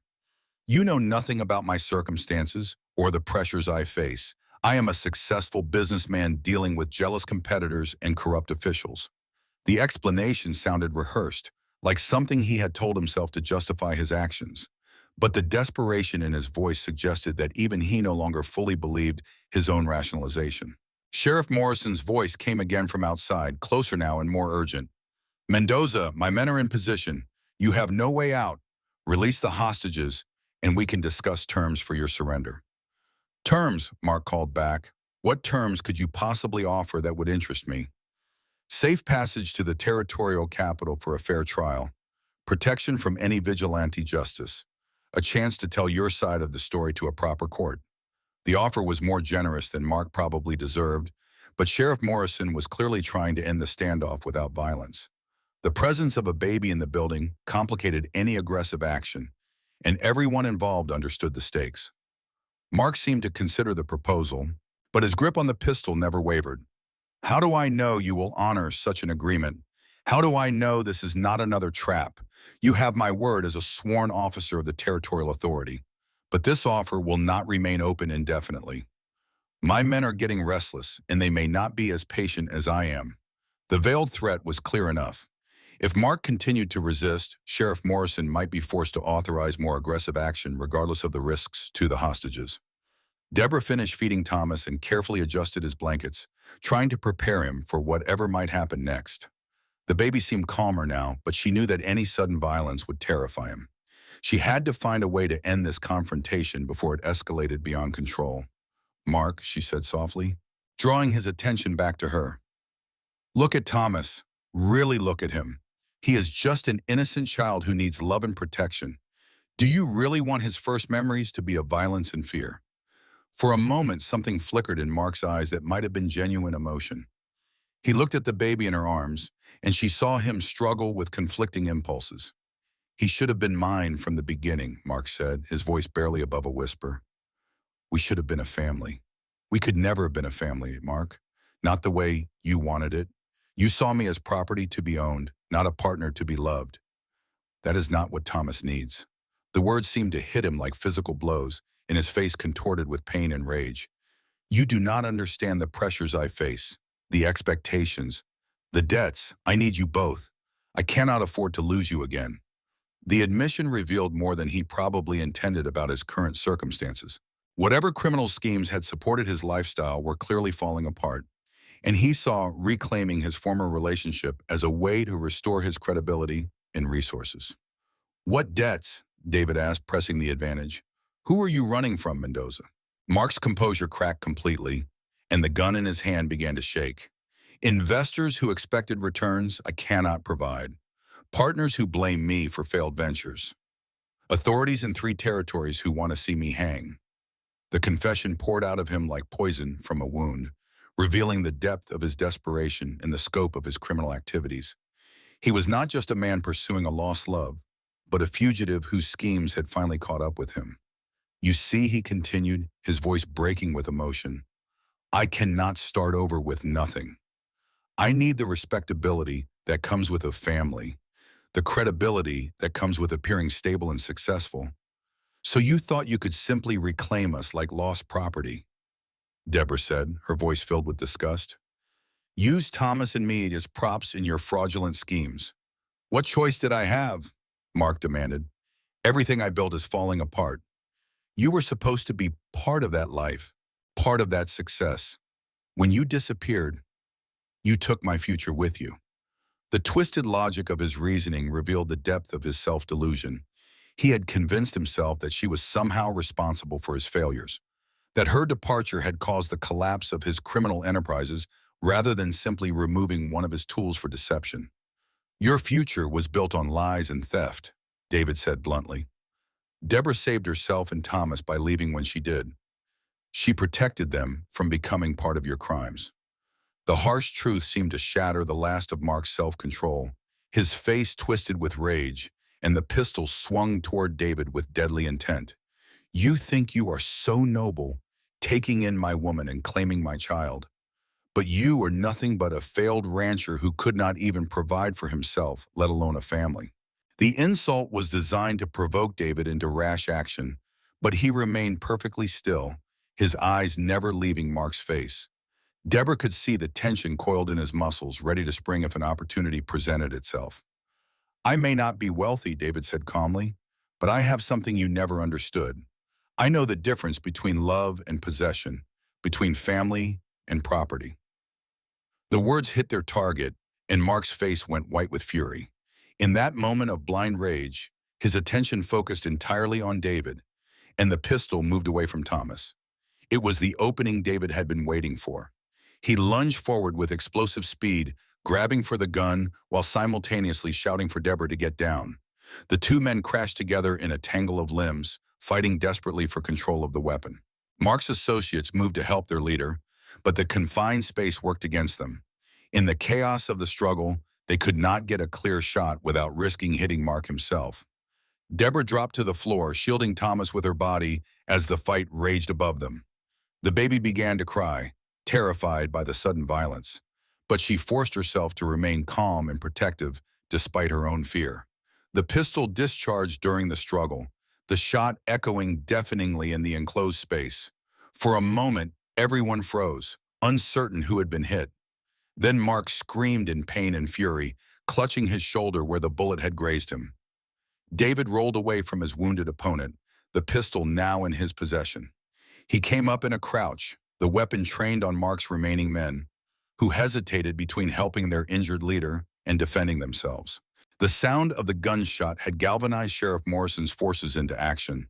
The door burst open and armed deputies poured into the building, shouting commands for everyone to drop their weapons and surrender. Mark's associates, outnumbered and outgunned, quickly threw down their arms and raised their hands. The brief firefight was over before it could properly begin, leaving only the aftermath of wounded pride and failed schemes. Sheriff Morrison himself entered last, his eyes immediately seeking out Deborah and Thomas to ensure their safety. When he saw them huddled on the floor but apparently unharmed, relief flooded his weathered features. "Mrs. Williams, are you and the baby injured?" "No," she replied, her voice shaky but strong. "We are both fine." David helped her to her feet, his own hands trembling slightly from the adrenaline of combat. Thomas continued to cry, overwhelmed by the chaos and violence, but he showed no signs of physical harm. Mark sat slumped against the wall, holding his wounded shoulder and staring at the ruins of his carefully planned operation. The confidence and charm that had defined him were completely gone, replaced by the hollow despair of a man who had lost everything. "Mark Mendoza," Sheriff Morrison said formally, "you are under arrest for fraud, extortion, kidnapping, and assault with a deadly weapon. You have the right to remain silent, and anything you say may be used against you in a court of law." The formal words seemed to penetrate Mark's shock, and he looked up at Deborah with something that might have been genuine remorse in his eyes. "I never meant for it to come to this," he said quietly. "I just wanted my family back." "We were never your family, Mark," Deborah replied, her voice sad but firm. "A family is built on love and trust, not possession and control. Thomas deserves better than what you could have given him." Mark's head dropped, and he said nothing more as the deputies moved to secure him and tend to his wound. The man who had terrorized them with threats and violence now looked small and broken, a criminal whose schemes had finally caught up with him. As the prisoners were led away and the scene secured, David wrapped his arms around Deborah and Thomas, holding them close in the aftermath of their ordeal. The baby gradually calmed, soothed by the familiar warmth and scent of his parents. Sheriff Morrison approached them as his men finished their work. "I apologize for cutting it so close," he said. "We wanted to gather as much evidence as possible before moving in, but when we heard the gunshot, we could not wait any longer." "You arrived at exactly the right moment," David replied. A few seconds later, and things might have ended very differently. The sheriff nodded grimly. "Mendoza will face trial in the territorial capital, along with his associates. Based on what we heard tonight and the evidence we have gathered from other territories, he will likely spend many years in prison." "What about his threats regarding our marriage and Thomas's custody?" Deborah asked. "Those threats have no legal standing now that he has been arrested for multiple felonies. No court would grant custody to a convicted criminal, and your marriage is perfectly legitimate, regardless of the circumstances that brought you together." The relief that flooded through her at those words was almost overwhelming. For the first time since Mark had appeared at their door, she felt truly safe, truly free to build the life she wanted with David and Thomas. As they prepared to leave the mining camp and return home, Deborah looked back at the building where their future had been decided. The abandoned structure would return to its quiet decay, but it would always hold the memory of the night when they had faced down their greatest threat and emerged stronger as a family. The ride home through the moonlit mountains was peaceful, a stark contrast to the tension of their journey to the camp. Thomas slept contentedly in her arms, exhausted by the evening's events, but safe in the knowledge that his parents would protect him from any danger. David drove the wagon with steady competence, his eyes alert for any signs of trouble, but his posture relaxed now that the immediate threat had passed. The crisis had tested their partnership in ways neither had expected, and they had emerged with a deeper understanding of their commitment to each other. "We make a good team," he said quietly as they neared the cabin. "Yes," Deborah agreed, looking down at Thomas and then back at the man who had become her husband in every sense that mattered. "We do." The cabin appeared through the trees, its windows glowing with warm light from the fire David had banked before they left. It looked like exactly what it was, a home where a family could build a life together based on love and mutual respect rather than possession and control. As they settled Thomas in his cradle and prepared for bed, Deborah reflected on the transformation that had taken place over the past few days. She had arrived at this cabin as a desperate woman fleeing an uncertain future. Now she was part of a family that had been tested by fire and proven strong enough to weather any storm. David banked the fire for the night and checked the locks on the doors, old habits from their time of danger that would probably persist for weeks to come. But there was no real fear in his movements, only the careful attention to security that any responsible father and husband would maintain. When he finally joined her by Thomas's cradle, they stood together in comfortable silence, watching their son sleep peacefully in the safety of his home. The baby's face was serene, unmarked by the violence and fear that had surrounded his birth, and Deborah felt a fierce gratitude for the man who had made this peace possible. "Thank you," she said softly. "For what?" "For keeping your word, for protecting us, for making Thomas truly your son, not just in name but in your heart." David reached out to touch the baby's tiny hand, and Thomas's fingers automatically curled around his father's finger in the instinctive grip of the newborn. "He was mine from the moment I helped bring him into this world," David said quietly. "Mark Mendoza may have contributed to his creation, but I am his father in every way that matters." The simple statement carried a weight of commitment that brought tears to Deborah's eyes. This was what family truly meant, not the biological connections that Mark had tried to claim, but the daily choice to love and protect and nurture, regardless of origin or circumstance. As winter deepened around their mountain home, the small family settled into routines that felt as natural as if they had been together for years rather than weeks. Thomas thrived in the warm security of the cabin, growing stronger each day under the devoted care of his parents. The threat that had once hung over their future was now just a memory, replaced by the quiet satisfaction of building something real and lasting together. David proved to be a devoted father, rising without complaint for nighttime feedings and spending hours simply watching Thomas sleep or play. The transformation from cautious stranger to protective parent had been gradual but complete, and Deborah often found herself marveling at the gentleness with which he handled their son. The financial pressures that had seemed so overwhelming during Mark's visit proved manageable once they were free to address them without the constant threat of interference.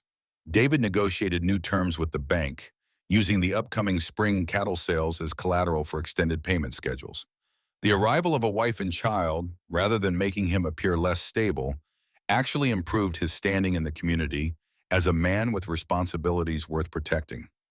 News of Mark's arrest and trial filtered back to them through Sheriff Morrison's periodic reports. The scope of his criminal activities proved even larger than originally suspected, with victims in 5 territories coming forward to testify about fraudulent schemes and stolen investments. The man who had once seemed so powerful and threatening was revealed as a desperate fugitive whose empire of deception had been built on lies and maintained through intimidation. Lisa Ramos visited regularly, bringing news from town and helping Deborah adjust to the rhythms of mountain life. The older woman had become something of a mentor, sharing practical knowledge about everything from preserving food for the long winters to treating common childhood ailments when the nearest doctor was days away. "You have adapted well to this life," Lisa observed during one of her visits, watching Deborah efficiently manage the household tasks while keeping Thomas entertained. Many women from the cities struggle with the isolation and the constant work. I think I needed this kind of life more than I realized, Deborah replied, pausing to adjust Thomas's blanket as he dozed in his cradle. In Boston, I felt lost and purposeless. Here, everything I do matters to our survival and happiness. The truth of that statement had become clearer with each passing day. The skills she had developed as a seamstress proved invaluable for making and mending clothes for the family. Her ability to manage household finances helped David optimize their limited resources. Most importantly, her capacity for love and nurturing had found its perfect expression in caring for Thomas and building a partnership with David. The partnership had evolved gradually from necessity to genuine affection to something deeper that neither of them had dared to name in the early days of their arrangement. They worked together with the easy coordination of people who understood and trusted each other completely. Conversations that had once been careful and formal now flowed naturally, covering everything from practical concerns to shared dreams for the future. One evening, as they sat by the fire after putting Thomas to bed, David surprised her with a question that revealed how much their relationship had changed. "Are you happy, Deborah? Truly happy, not just grateful or content, but genuinely happy with the life we have built together?" The question caught her off guard, not because she had not considered it, but because the answer was so clear and definitive that it surprised her with its certainty. "Yes," she said without hesitation, "happier than I have ever been in my life. This feels like the life I was meant to live, with the family I was meant to have." David smiled, and she saw relief and satisfaction in his expression. "I worried that you might feel trapped by circumstances, that you might regret the choices that brought you here." "Never," she said firmly. "Mark's pursuit forced us together under difficult circumstances. But what we have built since then is our choice.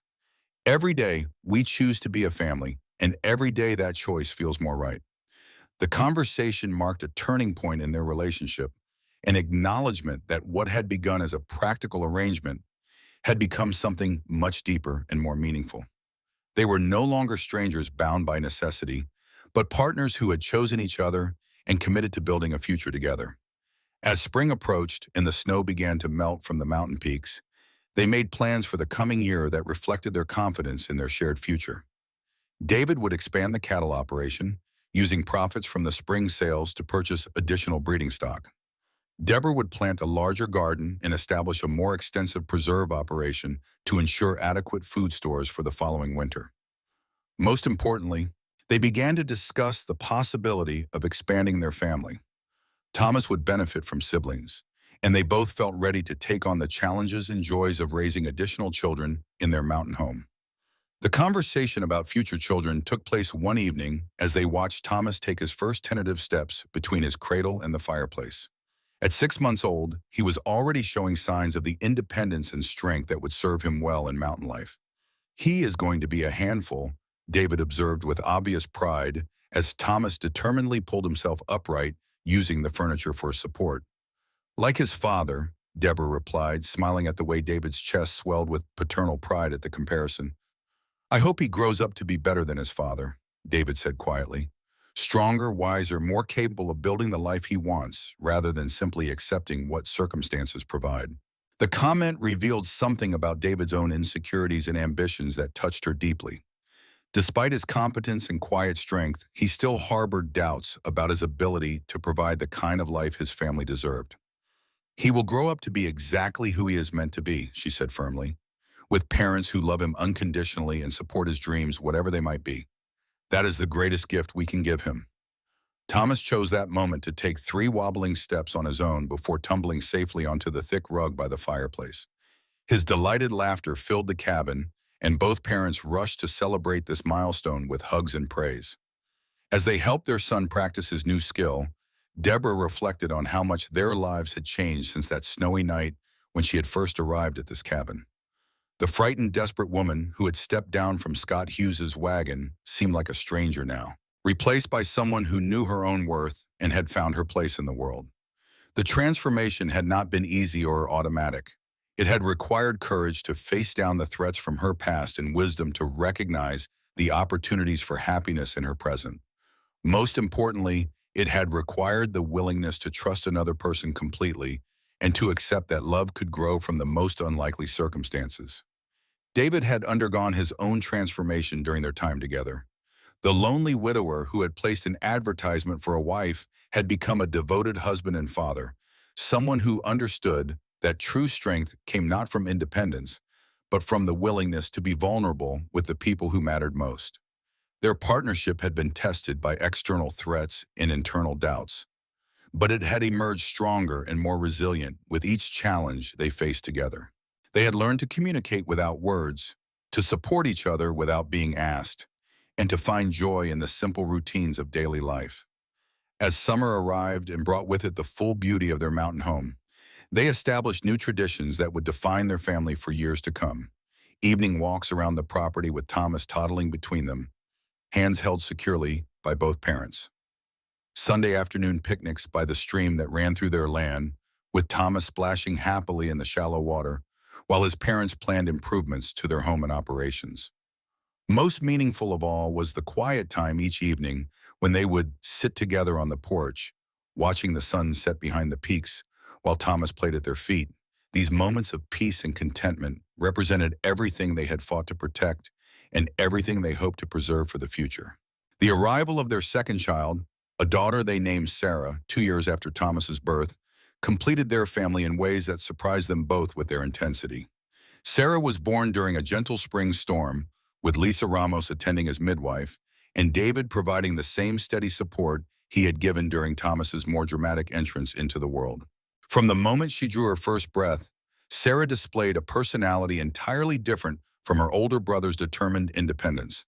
Where Thomas had been restless and active from birth, Sarah was contemplative and observant, content to watch the world around her with serious dark eyes that seemed to take in everything. "She looks like you," David told Deborah, as they admired their daughter in the peaceful aftermath of her birth. "But she has the same strong will I see in Thomas." "She is perfect," Deborah replied, marveling at the tiny fingers that gripped hers with surprising strength. "They both are." The expansion of their family from 3 to 4 felt as natural as everything else about their life together.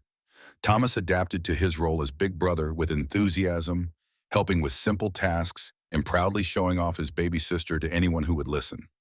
David proved equally devoted to both children, somehow finding the energy to meet the demands of an active toddler and a newborn while maintaining the ranch operations that supported their growing family. The financial situation that had once seemed so precarious continued to improve as David's careful management and hard work paid dividends. The cattle operation expanded steadily, and Deborah's skills with food preservation and household management meant that they could live comfortably on their income while building reserves for future investments. More importantly, their standing in the community solidified as neighbors came to know them as a stable, hardworking family committed to building a life in the mountains.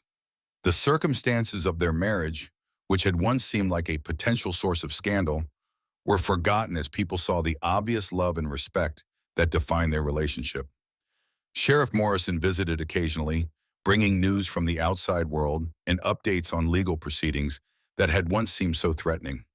Mark Mendoza had been sentenced to 15 years in territorial prison, and his criminal organization had been completely dismantled. The man who had once seemed so powerful and dangerous was now just another convict serving time for his crimes. "It is strange to think how much he once frightened us," Deborah observed after one of the sheriff's visits. "Now he seems like someone from another lifetime." "In many ways he was," David replied. "We are not the same people who faced him in that mining camp. We have grown stronger and more confident in who we are and what we want from life." The truth of that observation became more apparent with each passing year. The challenges that had once seemed overwhelming now felt manageable because they faced them together as partners who understood and trusted each other completely. The love that had grown gradually from practical necessity had become the foundation for a life that exceeded their most optimistic expectations. As Thomas and Sarah grew from infants to children, the cabin that had once seemed adequate began to feel cramped. David began planning an addition that would provide separate bedrooms for the children and more space for family activities. The project represented not just practical necessity, but a statement of faith in their future together. The work began in late spring, with David doing most of the construction himself while Deborah managed the children and the household. Neighbors pitched in when they could, and the project became a community effort that strengthened the bonds between their family and the people who shared their mountain home. Thomas, now 4 years old and endlessly curious, appointed himself supervisor of the construction project. He followed his father around the worksite, asking questions and offering suggestions with the serious intensity that characterized his approach to everything. Sarah, 2 years old and equally determined, insisted on helping by carrying the small tools and organizing nails with meticulous precision. Watching their children work alongside David, Deborah felt a deep satisfaction that went beyond simple pride. This was what she had dreamed of during those dark months in Boston when her future had seemed so uncertain. A family working together, building something that would last, creating memories that would sustain them through whatever challenges lay ahead. The addition was completed by late summer, and they celebrated with a gathering that included all their neighbors and friends.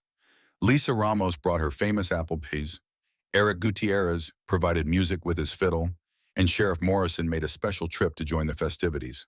As the evening wound down and the children fell asleep in their new bedrooms, David and Deborah sat on their expanded porch, looking out over the land that had become truly theirs through years of hard work and careful stewardship. "Do you ever wonder what would have happened if things had been different?" Deborah asked. "If Mark had never found us, or if you had chosen a different bride from all those letters you received?" David considered the question seriously before answering. "I think we would have found each other eventually," he said. "Maybe not in the same way, but somehow. Some connections are meant to be, regardless of the circumstances that create them." The romantic sentiment was unlike his usual practical approach to life, but Deborah understood what he meant.